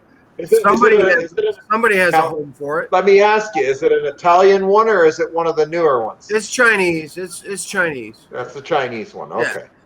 But I mean, I sold my last Chinese one for $130, man. Hey, once Tom's worked them, they still work just as good. Yeah, well, and Randy does the work on them too, you know. Yeah, exactly. Yeah, so I have they're great. 51, and it runs really nice. You need another new one, Charles. Yeah, like a hole in my head. Yeah, I think I even got a kit to go with it, man. I got an Allen Brickhouse. What the hell's the name of that thing? 740p. What's Allen's 740? It's not a Buccaneer. Is it a Buccaneer? It might be a Buccaneer. I don't know. Buccaneer 740p, maybe. Big. I buy corn a Buccaneer too. All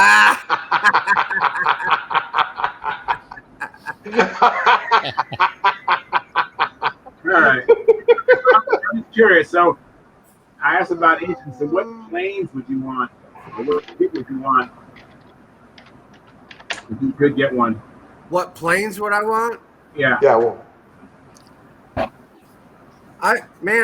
I'm stuck on these SVs right now, man. That's you know, I got 2 Brodak SVRs and I've got a Tom Morris SV11 that it's in raw balsa that I have to finish. Now I'm gonna build this Infinity kit that I got from I'm sorry, I keep saying Infinity. It's an Intrepid that I got from Randy Smith. And I just ordered a wing from Bob Hunt for it. I got a Bob Hunt wing coming for the Intrepid. Cool. And I'm gonna put a PA-75 in it. That's a good airplane. That's gonna be my totally legal BOM airplane if I ever make a run at the Nats. Will be the Intrepid with the Bob Hunt wing. But now is that a lot like a Thunder Gazer? It's big. It's big and boxy, kind of like an SV, but more boxy and big, you know. But it's an SV wing. I mean, they're all SV11 wings. See, I'd like to build a Thunder Gazer. That's what I'd Yeah. like to build. If I could get a kit, that's the one I would want to buy, is a Thunder Gazer. If I could get one. I thought RSM was making them for a while, but who knows what's going on. They are. RSM makes Thunder Gazer kit. Yeah. It's about a $200 and something kit. Yeah, it's close to 300. But the thing is, 300, yeah. you know, do you want to do? Here's where I was at with that, man. Because this Intrepid kit, yeah, it's a full built-up wing, you know, open bay covered wing. Yeah. But really, do you want to build a wing like that, or do you want a triple cord foam wing that's been sheeted by Bob Hunt and like so much easier and easier? Good enough. Hey, good enough for me at this point, because I look at it and go, you know what? The other's nothing but a pain in the you-know-what. I've done it a lot of times, and I don't want to do it anymore. Right. Well, and what I've been told by a couple of pretty high up stunt guys, Yeah. there's nothing worse than building a World beater wing, and it isn't a world beater wing. and then watching it go like this when you take it out. Exactly. You Out of the know, jig, exactly. or when you cover it, it goes like this. And then all that sanding and covering and open bays and all that.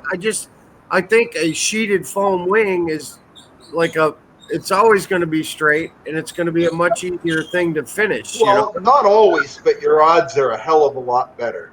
Right. That's the deal. But it's going to be lighter. It's going to be straighter. And you're not Exactly. going to – listen, man. Not lighter.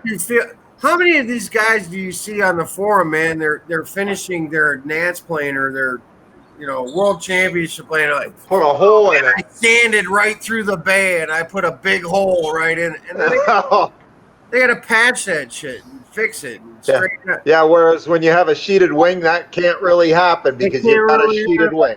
And it's still, if you build the fuselage and the tail and you put the belt crank in it and put the finish properly, you're allowed one component, and they're all doing it anyway, man. Yeah. And let's be honest. If I want a wing, whether it be for an Intrepid, whether it be for a Thunder Gazer, whether it be for any airplane I want, if I send the jigs to Bob Hunt, he can cut it for me, or Tom Dixon. Either one of those guys can cut me a wing tomorrow for any airplane. Yeah. Why build a wing? Right. Been there, done that. Right. Yeah. Well, and at that level of the game, I mean, you're looking, you know, the Intrepid, that's a $300 kit. Yeah. I just ordered a $300 wing. Yeah, that's what I'm saying. If you want to build a wing. No, that's what it takes, man. And I'm going to put a $500 pipe and motor in Motor on it. Yeah, you got $1,000 airplane. Well, yeah, that's not But even. hey, $1,000 airplane is cheap. If you went out and bought a Yatsenko or one of those, you're going to pay $5,000 or $4,000. So hey, it's still a cheap hobby. It is. Exactly. And you still got to assemble the damn thing and put paint on it and finish it, you know. So, but a lot of those come right out of the box. I'm just looking at, you know, building wings for these big 60 size stunners is getting silly. It's like really $300 for a foam sheeted wing is worth. If I take my time and divide it by the amount of hours it takes me to build an open bay wing, finish it, and cover it, versus paying $300 for a sheeted wing.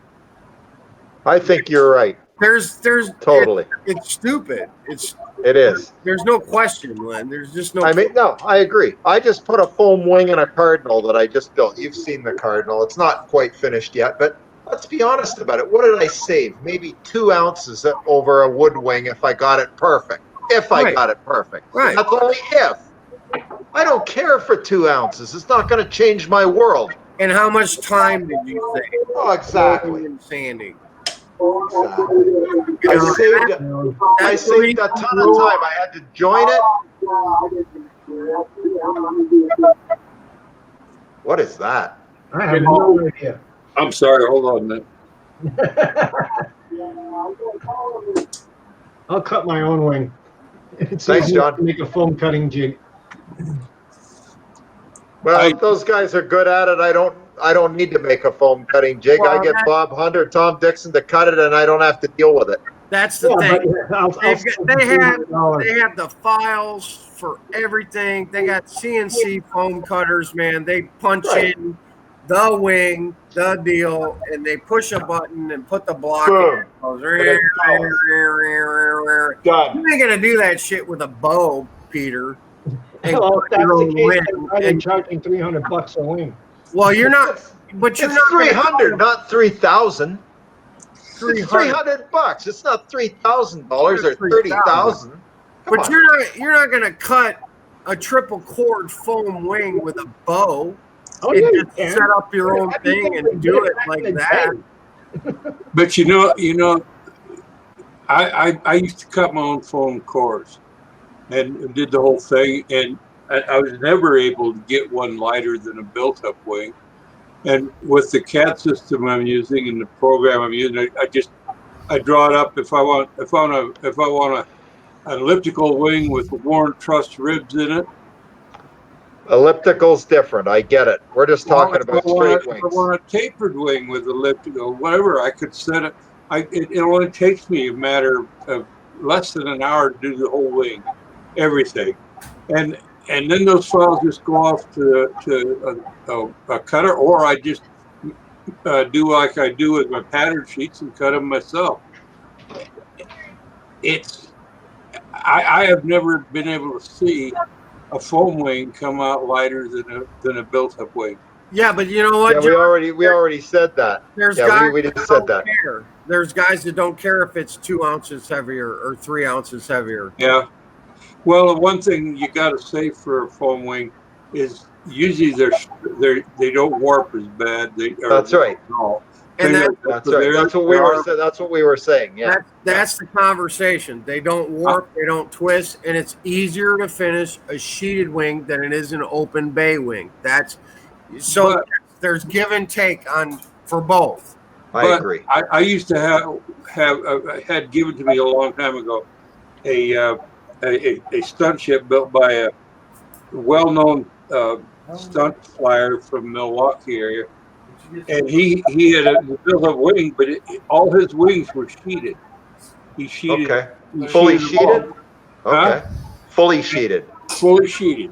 Okay. And so you can do that with a built-up wing. Okay. You don't have to have a foam wing to have a fully sheeted wing. But the thing of it is when working with balsa, I can do the whole thing myself. If I go to without my foam cutting stuff anymore, if I want a foam wing, I've got to go to somebody else, have it cut, and you talk about if you get it cut, sheeted, and ready to put the controls in, the bell crank and that, it's $300. It's gonna be darn near that to build one the other way now too. Because try getting the balsa for it. Well, what do you think the balsa is going to cost to sheet the foam wing? Well, that's true too. You got a point there. You're right. So Can't argue with you there. Everything's going up. I mean, everything goes up. So that's quite true. frankly, I think I could build a wing right now today for $50 to $75. Okay. But I came in late to the conversation, so I'm repeating a lot of what you guys. No, that's fine. What we were saying basically is we're willing to give up the 2 ounces, and we're willing to give up doing the building to have it convenient. It comes in a package, and you put it in the you glue the thing together and put it in the airplane. That's a good point. That's a good I mean, point. you still have to build the fuselage, you still have to build the tails, but they're not nearly as difficult to build as a wooden wing that's sheeted and cap strips and the whole bit. True. Well, yeah, depends on how Depends on how good a builder you are. The thing with me is,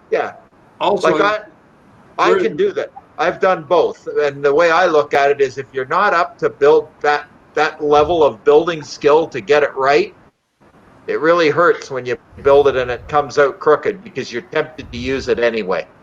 Well, the thing is the way when I lay out a wing, when I design a wing, to go in one of my designs. It's self-jigging. It's got the tabs on it and all that. All you need. Oh yeah, that makes a big difference. You need a flat surface. So if you do it with just a little bit of thought, you should have a good chance of having a nice, clean, straight wing. That's true. That's true. You're right. So some of it has to do with the way it's designed. Yeah. That's if you want a really nice kit from Brodak, you get the Vector 40 kit because it's laid out exactly like John says. It's got the tabs on the wing. All you need is a flat surface, and that wing builds perfectly flat. Away you go. Every single time. Okay. Yes, so there's pros and cons. You know, I mean, gone are the days back in the 60s when you bought a kit that had die-cut ribs in it, and that was it. You had a heavy balsa leading edge and a trailing edge, formed trailing edge, and I remember my first airplane. They were all built in the air. I mean, my first big airplane was a Sterling P-51. Yeah. And that was built in the air. And then I built a Super Ringmaster. That was all built in the air. And then I built a Yak 9. That was all built in the air. Then I built a Nobler, and that was built in the air. I bet that was a real trick. It was, but it came out pretty straight. My early building skills. By the time I built my Nobler on the board, and it came out pretty crooked. Well, Hey, Len. Yeah. So this weekend is Sammy's birthday. He turns 12 this weekend. 12 years old. Wow. And for his birthday, he wants to go fly combat tomorrow. That's what he asked to do. All right. So we're getting a bunch of combat planes down and getting them ready. Ready to go tomorrow. Tomorrow morning. But he's going to have a rite of passage tomorrow because he's going to fly his first Nelson-powered combat plane. Wow. It's slow combat. It's a Nelson on suction. It's Okay. on suction. It's not on a bladder. It's not fast. So it'll be 105 or something like that. But Fast enough. This airplane is called a Gambler. This guy in Detroit, Luz Cavone in Detroit, gave Sam 2 of these Gambler airplanes. They're brand new. They've never been flown. They're Louis and I are good friends. You know Lou then, okay? Oh, most definitely. Him and I are good buddies. Right there is Lou's address and name. All right, that's all right. Lou gave these planes to Sam 2 years ago. Memphis Drive, right?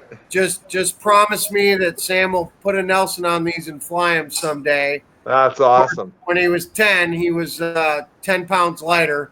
He's 10 pounds heavier now, and he's 12 this weekend. So he's going to fly a Nelson tomorrow for the first. That's awesome. All right. On one of Louis' airplane. I'll put a video. Awesome. I'll put a video up on. Put a video up. I'd love to see it. That's awesome. We'll see if he can hold on to a Nelly tomorrow.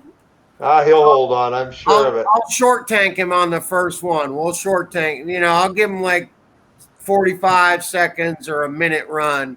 And then see what he says after that. Yeah, we'll see what he says after that.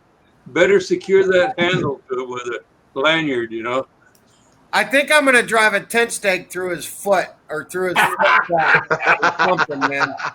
I might pound a tent stake through his flip-flop where he's anchored. Well, you'd always sit him on a bar stool out there to let him go circle around on the bar stool, Yeah. Well, I'm pretty proud of him, man, because I asked him, I said, what's the one thing you want to do on your birthday? I mean, of course, we're going to do the cake and ice cream and the presents and all that stuff. I said, what do you want to do? And he said, I want to go fly combat with you, Dad. And I was like, that's my boy, man. He didn't say stunt. He said, I want to go fly combat. All right. Is Rusty okay there? Yeah, Rusty. All right, Rusty? It's okay. You should have seen him before. Yeah, I'm just tired. That's all. Okay. You should have seen him before. All we saw was like this. Poor guy. Just staying up and dancing all night long, aren't you there, Rusty? Yeah, man. What's wrong with you? Nah. It's been a long day, long weekend, long couple of weeks. Well, get to bed early and sleep in. Yeah, that's what I want to do. I slept till 11:30 this morning. Your body needed it, obviously. Yeah. No, put him by the door. Put him by the door. But I was thinking Okay, Charles. about sheeted foam wings.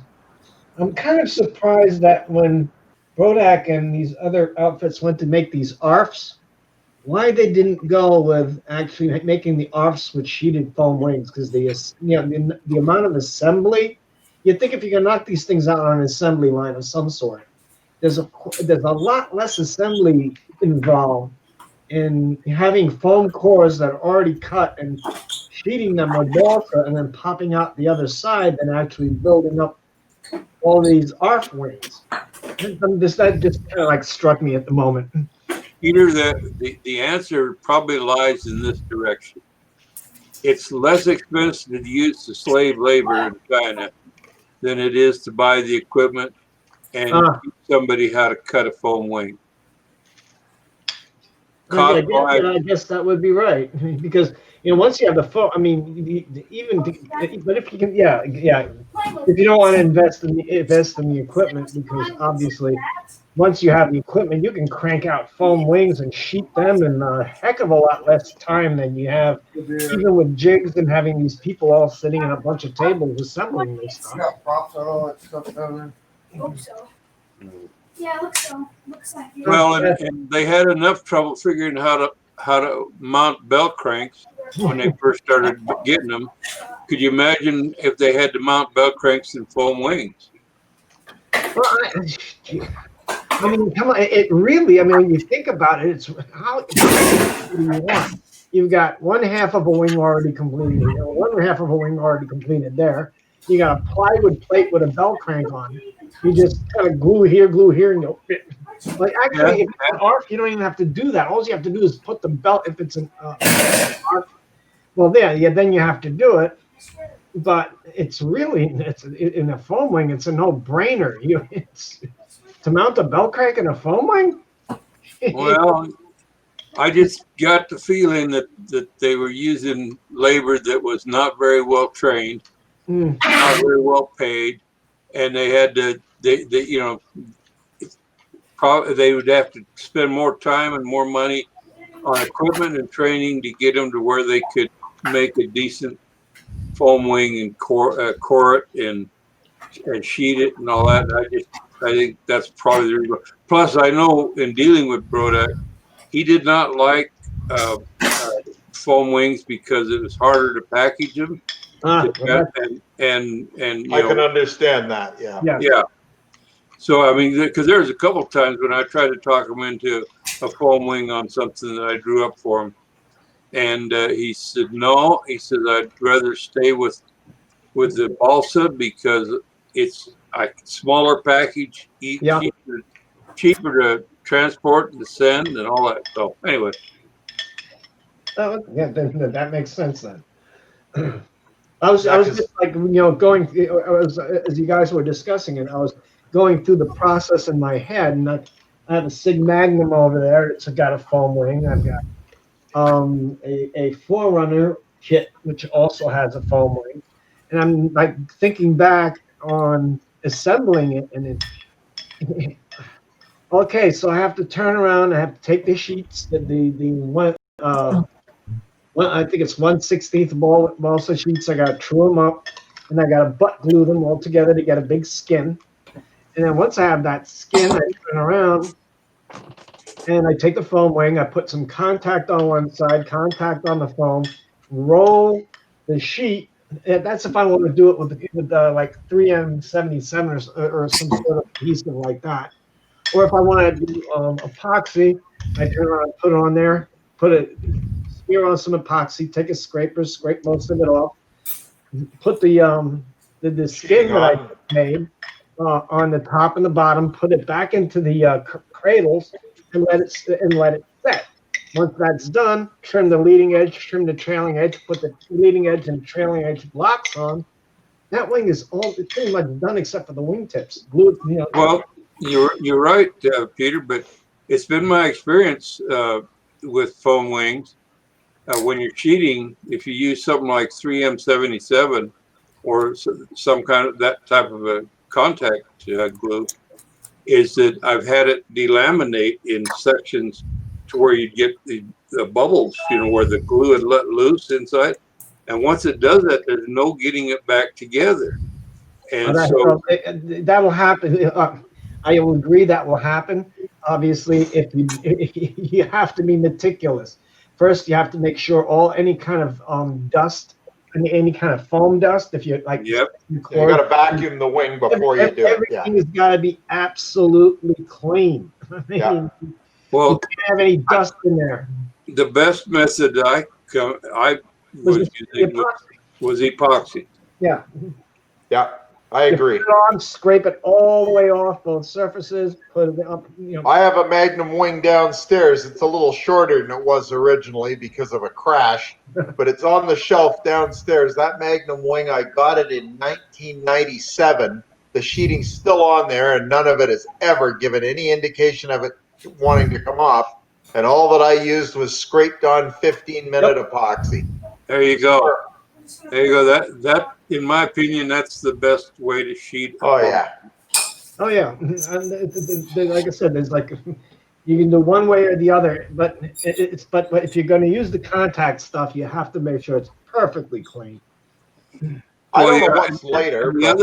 The other thing about a foam wing is it gets a little dicey if you mount your gear in the wing. Never do it. Never do it. I've done it, but I won't do it anymore. You won't do it again. Neither will I. No, I've done it, lived it, and don't want to ever do it again. There you go.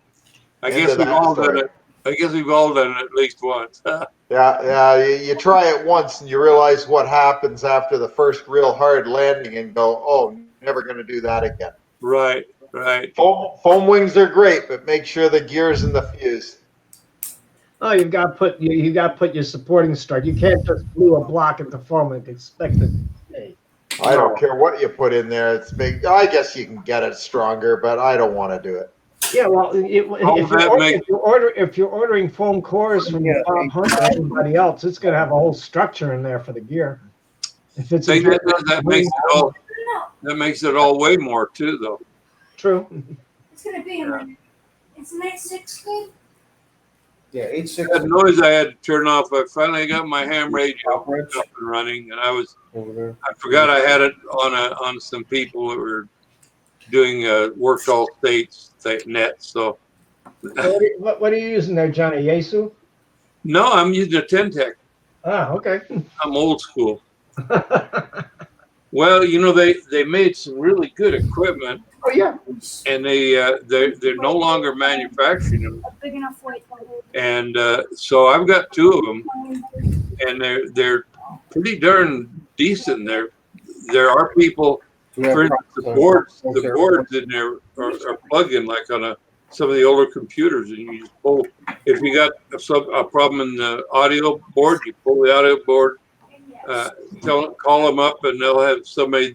They've got vendors that are repairing them. They'll send you one, and you send them their old one. You plug it back in, and it's fixed. It's ready to go again. So you're doing old school, because Yaesu is not exactly new school anymore either. Well, the newer ones are, believe me, $2,000 or $3,000 a pop. Of course, it's like back in the CB radio days. Browning and some of these manufacturers. You probably remember. I remember Heathkit. Oh yeah, I built a couple of them. The thing like these Ten-Techs in their day, they were top of the line. They were $1,000 to $2,000 to $1,500 a unit.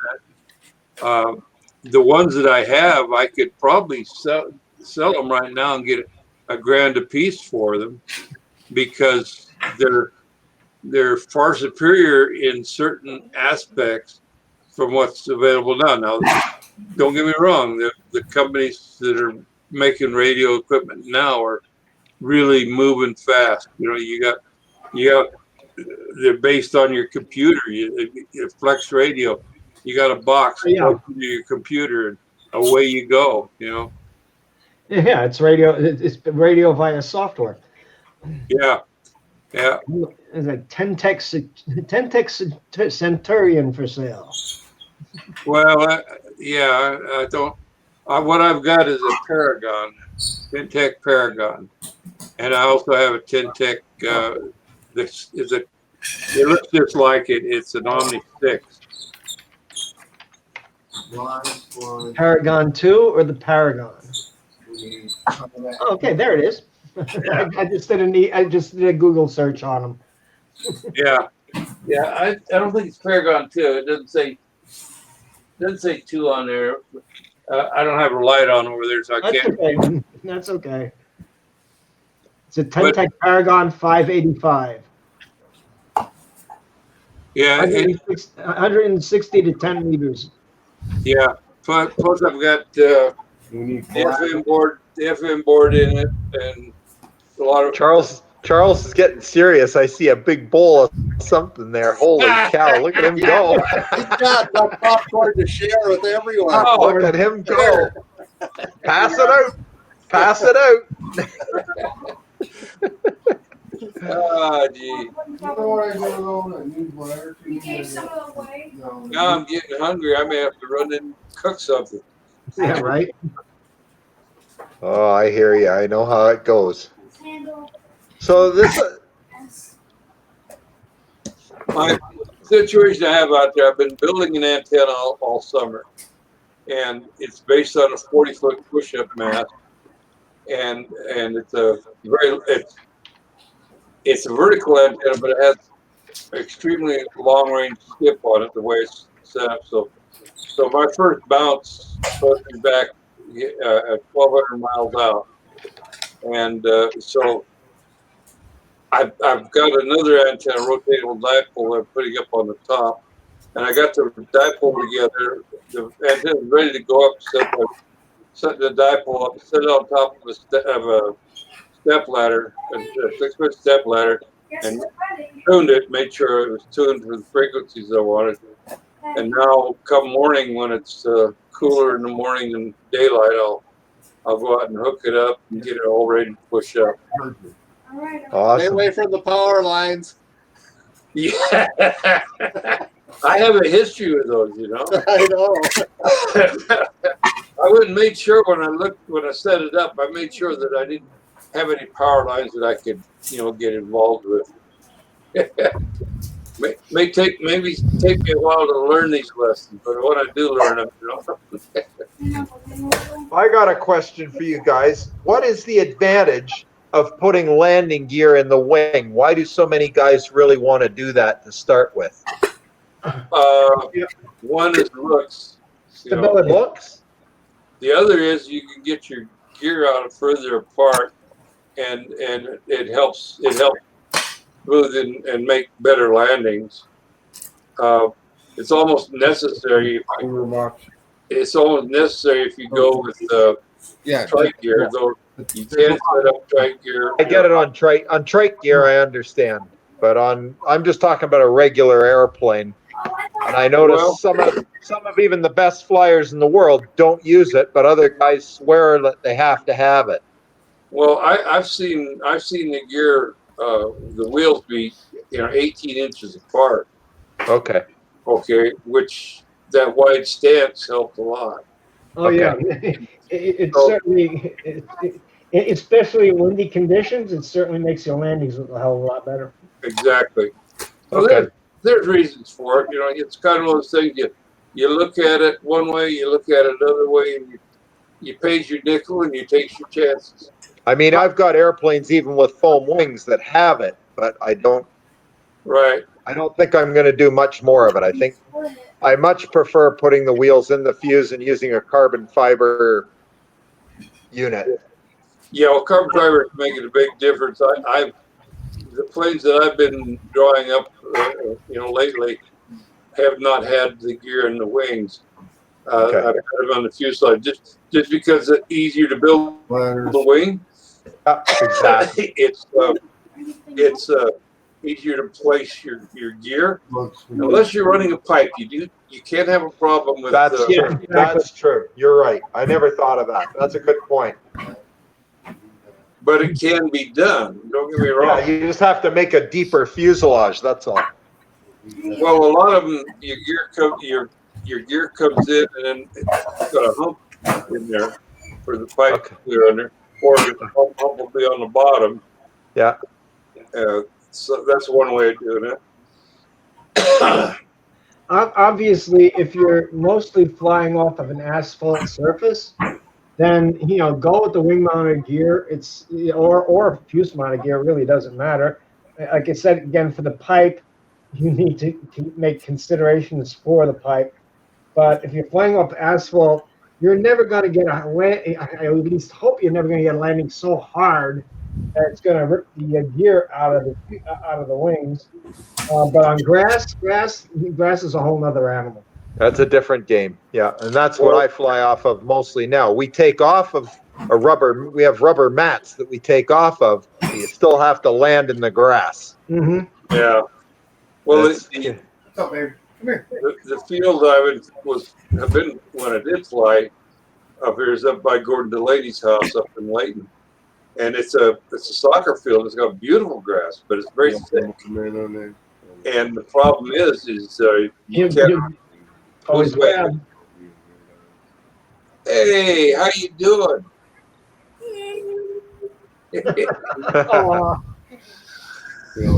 So the problem is you can't take off in the darn stuff unless you put a strip of carpet or something out. So we hand launch our planes for that grass, but we still have to land in it. What we use here is stable mats. Yeah, and they are awesome. They're a real heavy duty rubber, and they're about an inch thick, and they're 4 feet by 6 feet, and we just line them all up in the spring. And by the time the ground starts to dry out, they sit perfectly flat. The problem is, I wish we had the situation you have, but we're flying on a very much used soccer field. Okay, yeah, you can't. I get it. Yeah, you can't do that.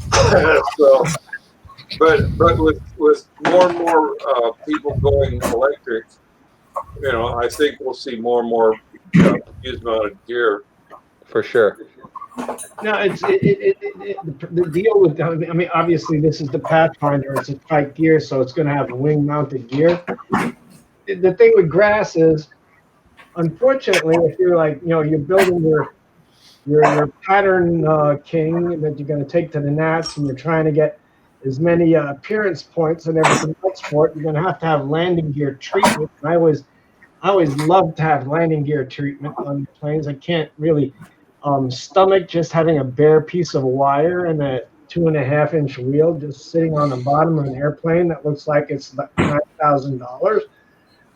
But the problem is, obviously, when you fly off the grass, keeping these things, as you can see, the spats, yeah. Grass, what's this? The distance between the wheel and the bottom of this is what, maybe a 3/4 of an inch?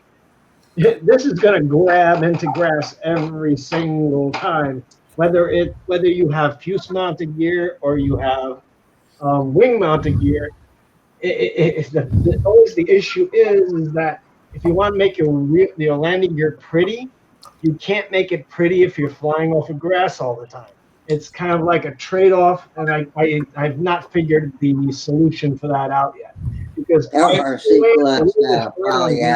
no matter how well I attach this, it's going to rip right the heck off every time I land. My got polyester woven mat that looks really nice and is good for takeoff and landing and display too. And it comes in 15-foot wide strips and as long as you want. I used it.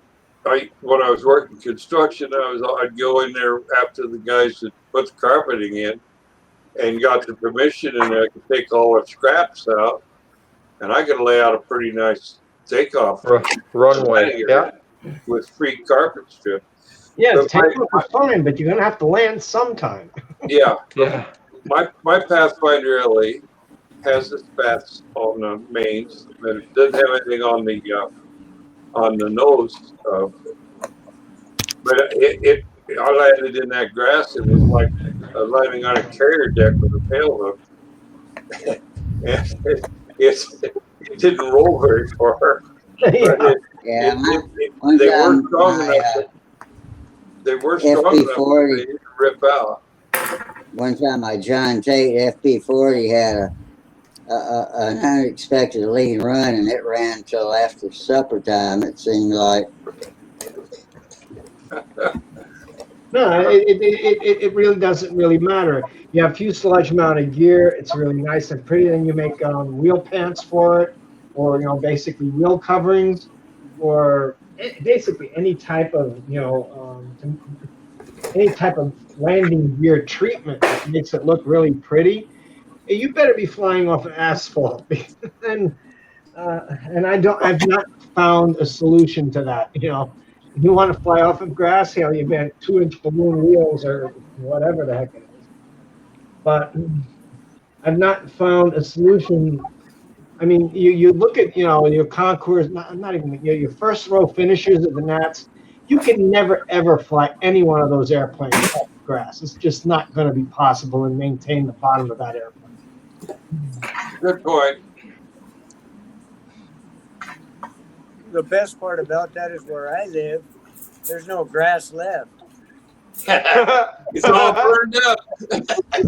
It's either burned up. That's what it's like out in concrete. Las Vegas. It's either asphalt or dirt, right? Asphalt, dirt, concrete, or burnt. Okay. That's why baseball fields are great to fly off of if you can find them, because they have the paths between home plate and first, second, and third base, which usually are free of any type of natural growth.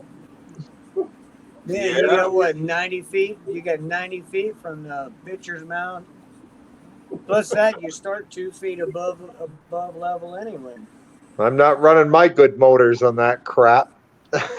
Not either. You don't have any good motors, Len. You have road jets.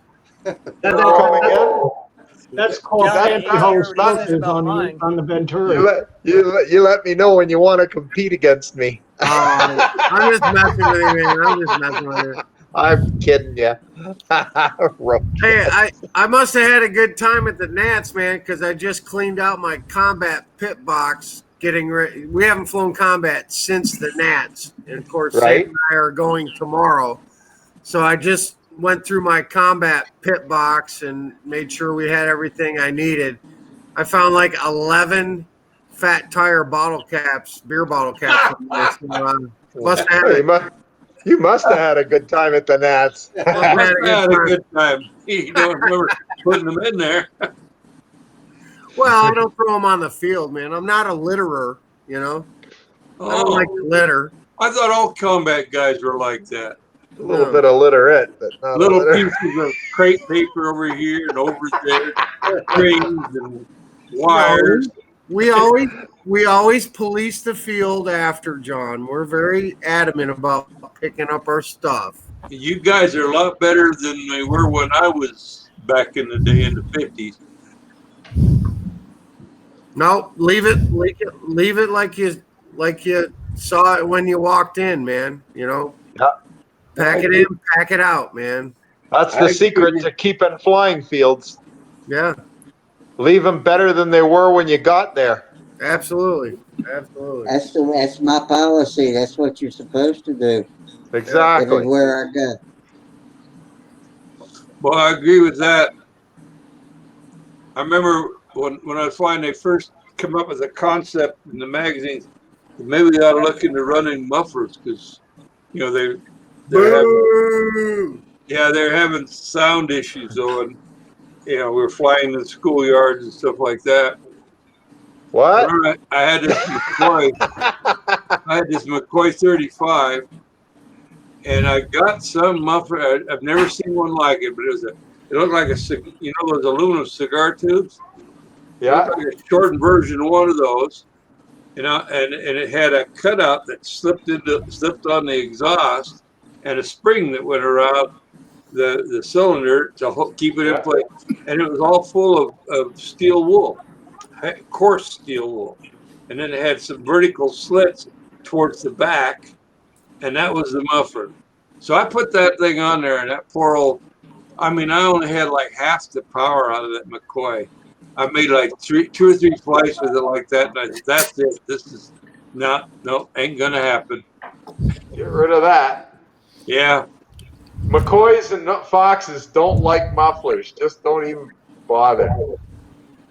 I think mufflers handled them a little, I think Foxes handled mufflers a little better than McCoys did. Not Maybe really. they did. They just overheat. That's what I find. What's up? Did I show you these handles that I scored? Yeah. No, they're cool. Did you see these, Len? No, I didn't. They're cool. That was like really So- old school. These were on eBay, man. Right? Wow. Neato. Combat handles. Yeah, old. They're nylon with a neural. Yeah. They're top, neat. right? You know what they are. Hey-tone. I know what they are. I know exactly what they are. So Are those no, the ones that have they're not the taped point on. on the bottom so you could stick your opponent? I got one of those. No, they don't. Yeah, right. There I see were 3 of them. Yeah. Brand new in the box with the box, and the guy had like $150 on him. Buy it now. Oh. Yeah, that's something like insane. Well, I sent him a message and I said, "Look, man, here's what you got. You got they're old and guys still fly them, but you can buy these at swap meets and guys trade them around still For $5 a piece. Yeah. well, like 10 bucks a piece, for Exactly. a used one, maybe 15 for a brand new one. So I made an offer of $45 for the 3, and he took it. Perfect.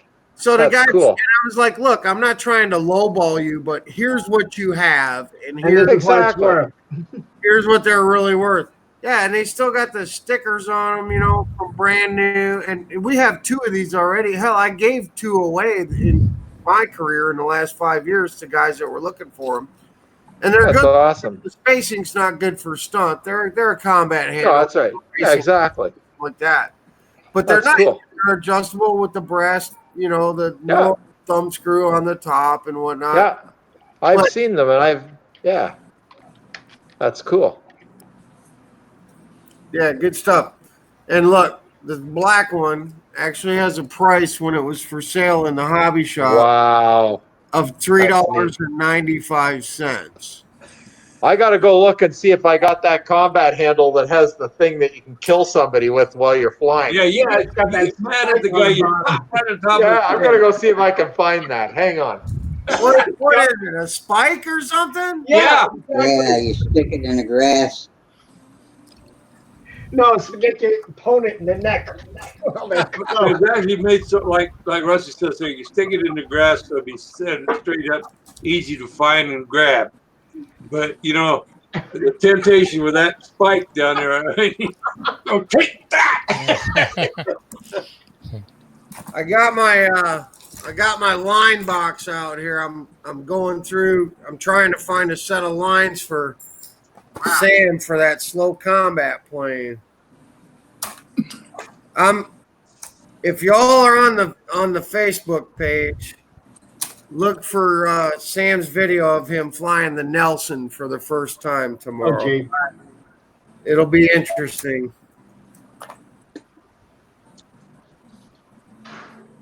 There we go.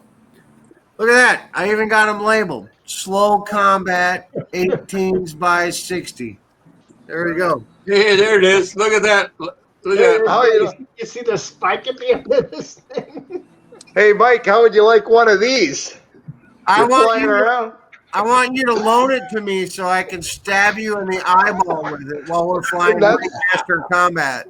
Isn't that just friggin' amazing? Look at that. Oh, man, you get hit by the end of that, that'll just impale you.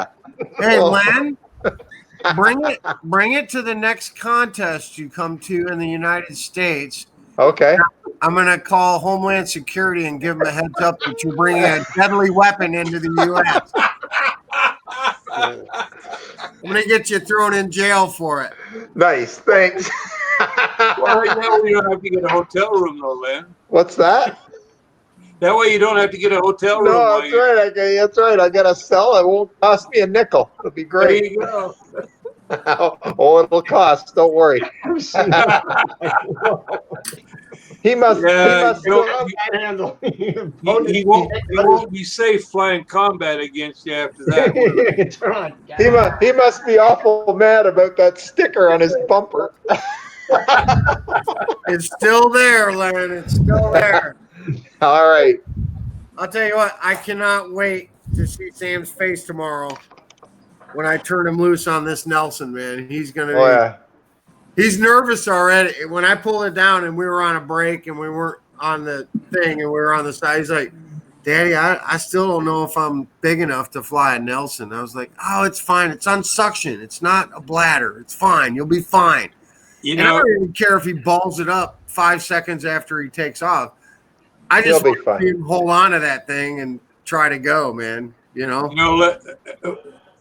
It's not going to be long before he's going to be flying the 135 mile an hour fast combat ships.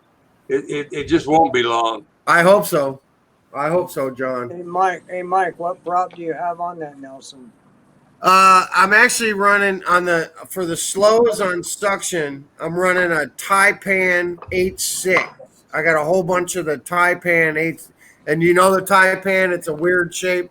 I can The show weird you shape one. prop. You don't know it, Yeah, but they're like they're a fat wide That's and the then one. narrow. Yeah, the Taipan is, and I think I got like 30 of them that I got from Mac Henry. They're not good on fast because they slow the motor down too much. But on a suction Nelson, they're perfect for slow combat on a suction Nelson. After tomorrow. It'll probably After roll around about 115, 120. No, it'll be about 105, 110, somewhere in there. Probably 105. It'll be about 105. And I'm just going to run it on 10% nitro too. I'm not going to throw the 40% at him. You're not going to juice it up, huh? No. And after tomorrow, he'll only have 29 props left. 25 if Sam has a lot of fun with it. And no That's airplane right.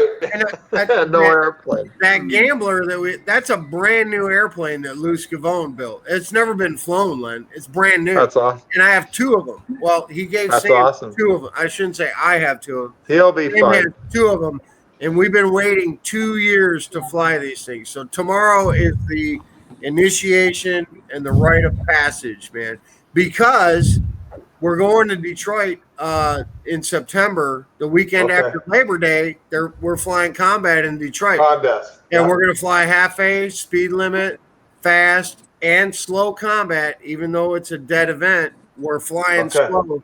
And I would love for Sam to actually fly slow. Nelson's on suction. That'd be cool.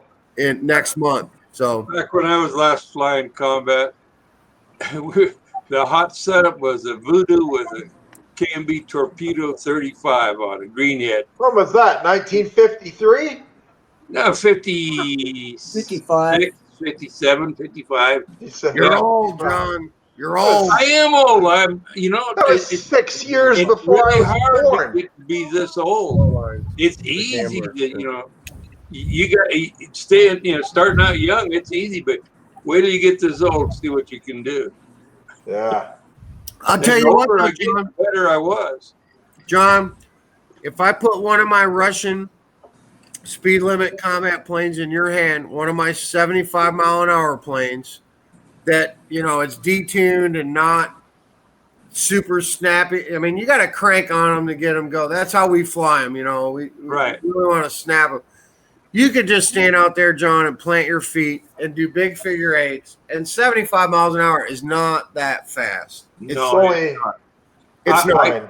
I've watched Gordon fly his Challenger with a, what was it, Fox Mark 6 or 7 or whatever, and that thing was, it was honking. It had to be 120, 100 or thereabouts, maybe a little Well, more. yeah, a Mark 7 is 90% of a Nelson. So, yeah, it's 120, between 120 and 130. A Mark 7 And is. I watched him do that. I watched him sit there. I watched him fly the whole stunt pattern with it at that speed. It's amazing. But I watched him when he gets tired of it, he'll just sit there and do lazy eights like this. That's all you got to do. Just loop it, go 10 insides, 10 outsides. Yeah. You're stupid if you're trying to spin around with it. That's just dumb. You know? Oh, that's crazy. You just get yourself all tired out for nothing. Yeah. Yeah. One of the things he was telling about the development of his Challengers was, I think I mentioned this the other day, he started out with a relatively thin wing like everybody else had.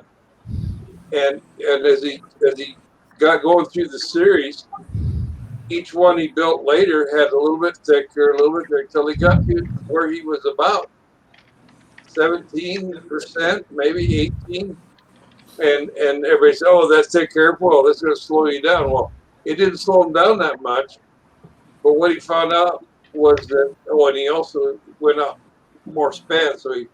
But the plane was flying on the wing, and they, you know how you mix it up, and it probably turned better. It probably turned faster. It turned better and faster, and it didn't bleed off speed in the turns like that. It stayed the same speed. It did because it wasn't losing lift because of the maneuvering. Yeah. You know, the extra drag of the maneuvering, and so he'd get guys that were 5 miles an hour faster than him, but they start taking it up, he'd eat them alive. I just get sad when I hear guys say, "Oh, I can't keep up with the combat planes anymore. I can't fly them; they're too fast." Well, don't spin around in a circle. Don't fly inverted in a circle. Exactly. Just plant your feet, and go from here to here, and never turn. Just fly turn it. Just keep your going body back and forth. Yeah, stand in one spot. You don't have to make not one lap around if you don't want to, even from the time you take off. Exactly. Yeah, you just let it go. And stand there and go. Everybody gives up because they say, "Oh, I can't keep up with it. I can't spin around that fast." You don't need to keep up. You keep up. I can't imagine me trying to do inverted flight at that speed, because as it is on a stunt ship, I get 6 or 7. I get about 7 inverted laps. I start to get dizzy. Yeah. That's normal. And it doesn't take very long at the speed of a fast combat to do 6 laps. No, well, but even in speed limit combat, which isn't fast, we're not that fast. It's only 80 miles an hour. Chasing each other around, man. We're boom, guns drawn, and we're like, just give her. That's right. I used to. It's all out in front. Nobody's going around like this. It's all in front, man. It's all John. When you come to the Nats in 2021, next summer, and you stay with me and Sam in our hotel room, I'm going to bust out some speed limit combat planes, and you and me are going to fly a match, buddy. And you and I got them. We're going to put some lead in your pencil, John. I'm going to get you, Mike. I want to have a go with you. Let's go. I'll bring a couple of speed limits too for that game. Let's go. All right. Let's have a blast. Sounds like fun, Mike. Let's go have fun. 2020 has been a shit show of a year, and I'm looking forward to seeing 2021 will be a blast. Contests in 21, and let's go fly our airplanes, man. It's been so long since I flew combat. Figure for between 55 and 61. Well, John, I'll bring an airplane for you to warm up with and wreck, and then I'll bring another airplane for you to fly and be better, and then the third airplane will be our match. How about that? Okay. Sounds like That's a fun, fair Mike. deal. That sounds like a great idea. Yeah. Why wouldn't you do it, John? If you make it to Muncie, why wouldn't you do it? I'll do bring it. planes, come there and fly them. If you wreck them, you do. If you don't, you don't. But I guarantee it's going to put a smile on your face. And why wouldn't you do it if you're there? That's Then we right. go for I agree. food after that. Yeah. And I carry my cane in my other hand. So when we get into that mat, I can start, Beat him with the bloody thing. That's right. That'll slow him down a bit, John. I'll have Samuel out there biting your ankles, man. Don't hit my daddy with that cane. Yeah, it's funny. We'll have to make sure the video is taken of that. Oh yeah. We could have a lot of fun. I'm fortunate enough to see Rusty at a contest a time or two, and Len and Naomi, and met Charles at the Nats last year. I'd love to meet the rest of you guys and see you at a contest and just cut up and let's go tear some shit up and have fun, man. Well, and you only live once. The other thing we got going, Mike, is we can tell sea stories. There you go. You know how a you sea only story live starts once. out, guys? Starts out. Now, this is the truth, and it's no crap. But they use the SHIT word. Oh yeah, are we still streaming? Yeah. Yeah. So let's not use the SHIT word. I did. That's why I spelled it. In the skydiving world, it's the same thing. No blank. There I was. Yeah. Back no when blank. I was there I was, surrounded by a blah or whatever. Yeah. back when I was admiral of the fleet. Hey John, I'm so salty, man. I'm such an old salt from my days in the Navy, and I'm so salty that when I need to salt my food, I just go like this. Yeah. I just brush it off my arm. I'm such an old salt. I gotta ask you this, Mike. You know how to make Navy bean soup? Oh yeah. Oh, good. That's good. Yeah, me too. John's probably the only one that got that one. I'm so salty. I just old salt in the Navy means you're an old guy that's been around forever, man. Forever. Yeah, okay. Yeah. We had a guy in the tin can I was on, Pappy Hurst, we called him. I don't know how old Pappy was, but he served. This was in the 60s when I was on the destroyer. He served in World War II. He was a torpedo man on a tin can.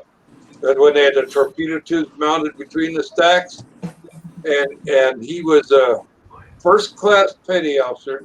I think he'd made chief, and he did something. He got busted. but he was. Let's see. If he was in the Navy in World War II, the war was over in 46, so that meant that between 44, 45, somewhere in there, he was in the Navy. 60 was what?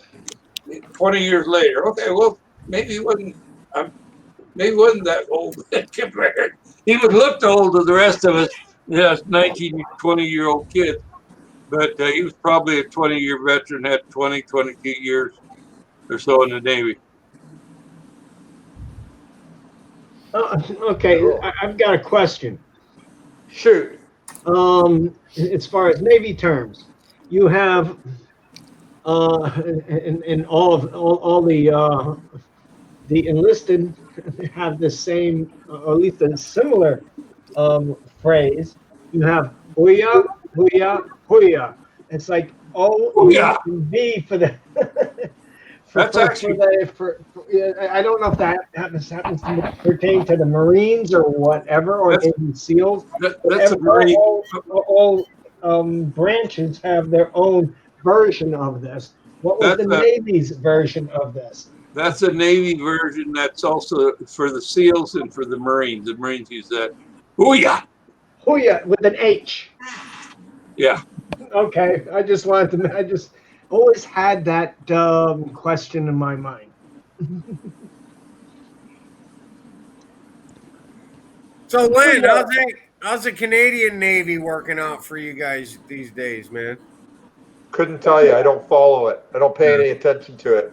Well, you don't really have one anymore. Yeah, exactly. There's nothing going on here. We No, couldn't but defend ourselves against a cheese sandwich. Right. I can tell you. Back when you did have a Navy, you actually Right. had some cruisers, and you had two. One was called the HMS Huron, and the other one Right. was called the HMS Mackenzie. Okay. Right. Yeah. And they were cruiser destroyer-esque kind of ships. And when I was in the Navy in San Diego in 86 or 87, the Huron and the Mackenzie both docked in San Diego. They came to 32nd Street Naval Station. Okay. And I met a bunch of Canadian sailors at the Scuttlebutt, which was our local drinking club for enlisted men. It was called the Scuttlebutt. Okay. I met these Scuttlebutt, Canadian guys. They took me back to their ship. Like, I gave them a tour of my ship, the fast frigate that I was on. They took me to their ship and gave me a tour. And the Canadians had a spirit locker on their ship. So they had a bar. They had a bar, right? And when they weren't on duty, they were allowed to drink alcohol if they were not on duty because they had a spirit locker, which is totally different from U.S. ships. You don't get alcohol on a US ship. Navy vessel. You don't. So I hung out with these guys and we drank on their boat, and they, we went to the Scuttlebutt and we drank with them, blah, blah, blah. 86 or 87, something like that. The Huron and the Mackenzie, both Navy ships. And then I was watching a documentary. Oh, Christ. It had to be maybe 10 years ago, 2010 or something like that. They scuttled both of those ships in the Great Lakes to make fish habitats. Artificial reef. Because the Canadians really downsized. So they basically just sunk them. They sunk them. But there's actually a documentary on them scuttling both of those ships. And I watched it and I was like, holy cow, I was on that ship. I toured that ship. I walked around that ship. I drank beer with the Canadian guys on that ship. On that ship. Watching it being scuttled and sunk for divers. They scuttled it for divers. Wonder if they left any drinks on it when they sunk it. I don't know. But Lynn, you can look it up. It's part of your proud. I gotta check it out. The HMS Mackenzie and what the hell was the other one? Huron. The Huron. The Huron and the Mackenzie. They were identical ships, and I was on the Mackenzie. I gotta tell you, that's wild. I gotta tell you my story about me and Canadians and when we were visiting in San Diego, and we all went on Liberty down to Tijuana. And while we're down in Tijuana, I ran into a bunch of Canadian sailors there. And one particular sailor was kind of real friendly in that, and we wound up hanging out together. And we went to a couple of things, a couple different bars and whatever. And he decided he wanted to meet or have a liaison with a lady of the night there, but he didn't have any money. He figured he'd go in and take his pleasure and say, hey, I ain't got no money, and walk out of there. Well, apparently he did that, except she had a protector. We call him a PIMP. Yep. And he wound up with a knife in his side. And he comes out, he's got his arm tucked up here like this. And I says, what the heck happened to you? And he said, I got stabbed. And so I got him across the border and back and got him onto his ship. Well, 6 months later, we're up in Long Beach, tied up to the pier, and his ship pulls in and ties on the other side of the pier. So I said, hey, I know a guy on that ship, So I went over to the quarterdeck, I said, hey, you got Seaman so-and-so here? Oh, yeah, he's down in the, I said, would you tell him that the guy that brought him back from Tijuana is out here? So here he comes, why? And takes me on board his ship. Takes me into the spirit locker. Now they had beer, but we didn't have beer. We had, I mean, I had permission to go visit the ship because it was during my working hours. We get in there and they're bringing me big things of rum. It was pretty tough. Yeah, the Canadians know how to do it, man. If you're not on duty, you get to drink. Lemon Heart rum comes from Canada. And That's Lemon right. Heart rum makes the best hot toddies around. So anyway, they get me schnockered completely. It's like 3:30 in the afternoon, and I'm not off duty yet. And you're totally wiped. Oh, man. I was lucky I didn't get thrown in the brig, but I hadn't been drinking on board our ship. And I explained to the skipper what was going on there, you know, and so they kind of just looked the other way on it. But another thing I could never understand, I wound up with a Canadian sailor hat. I don't know what happened to it, but I had one for a while. And the other thing is, where'd they come up with that color for those ships? It's kind of a puke green. Puke green, yeah. Baby crap green or something. They're not gray. They're not blue. They're like an aqua green or something. Yeah. That's terrible. I never saw that. Ugh. Oh, Well, yeah. Now, look up your history, Len. Look up your Canadian Navy, the Huron and the Mackenzie. You'll see what we're talking I'll check about. it out. I'll check it You out know what for sure. I found interesting, Mike, is the Mexicans have a Navy. Did you know that? Oh, yeah. Yeah. I never ran into a Mexican sailor. I don't know what they do. They must not come up from Tijuana and go up to San Diego. No, they don't. They probably stay in Tijuana. Well, you know, speaking of Tijuana, John, I was 18 when I showed up in San Diego in the Navy. I had ridden my motorcycle cross country from Virginia Beach, Virginia, to San Diego at 18 years old, and did 3.5 years on a fast frigate in San Diego. I was not of legal drinking age when I lived in California, so I was on that trolley to Tijuana every weekend. We were in Tijuana. Did you go to the Blue Hey, Fox? Mike, just imagine Sam doing that in 5 years. Hey, shut up, Len. Hey, Mike, Shut up, Len. Mike, did you eat at the Blue Fox?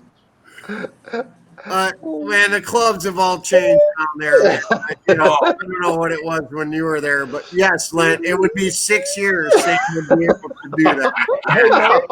Hey, Mike, I've got a question. Did you ever, not Mike, did you ever get to be captain of your own ship? Meaning what? No, at some point in your career with the Navy, have you ever been captain of your own ship? I feel like that's a trick or a joke or something. No, it really isn't, because what you just described, you rode a motorcycle? You rode a motorcycle to your...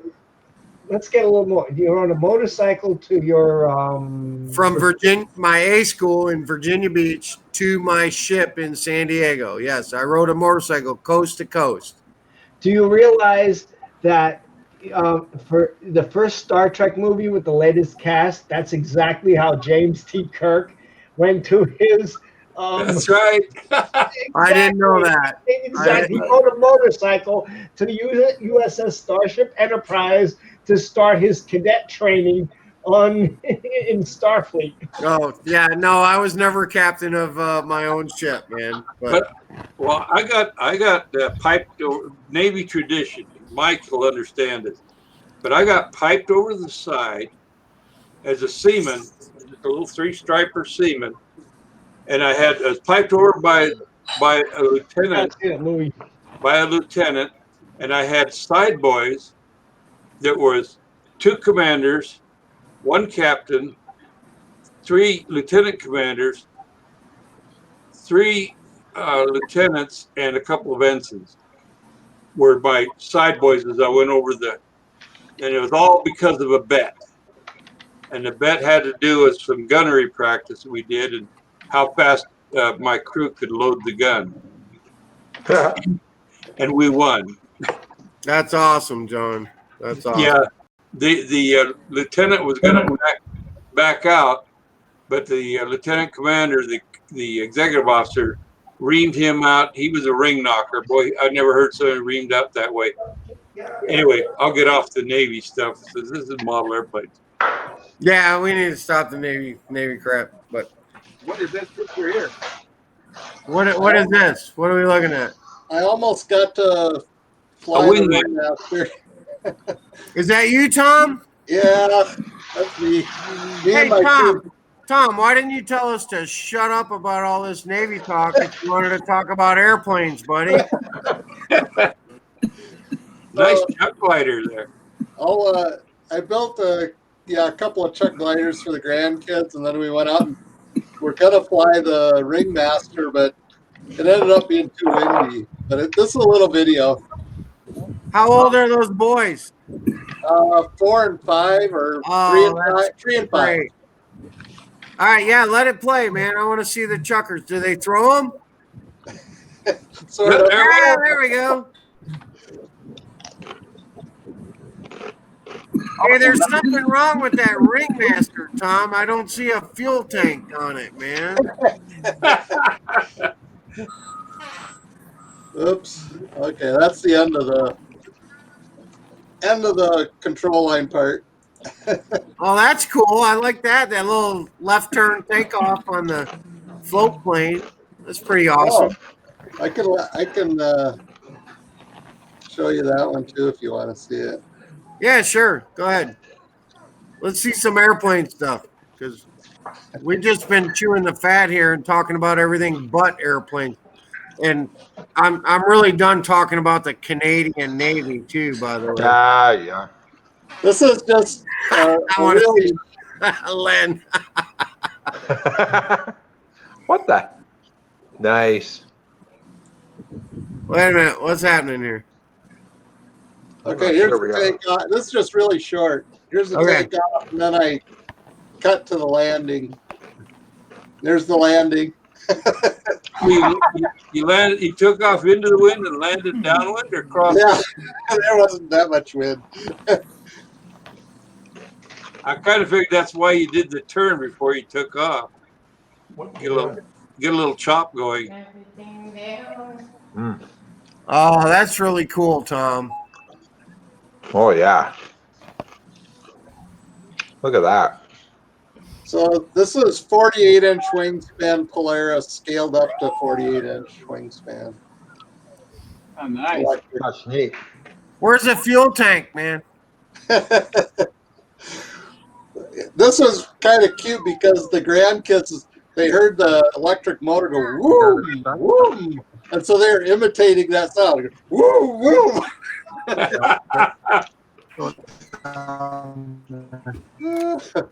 Oh, that is cool. Anyway, that's all I have for the airplane stuff. Boy, you got a really wide angle lens on that camera, don't you? Yeah. No, that's This that's is, actually the curvature of the Earth, John. There, you know. No, that's the little Princess planet there. You know. It's a Mobius camera. Oh, Show okay. that picture to the flat earthers. Yeah. Right. Well, I heard they all moved up to Canada, up to Northwest Territories. No way. We don't want any of them. Are they farming up in the Northwest Territories? Does it get warm enough up there?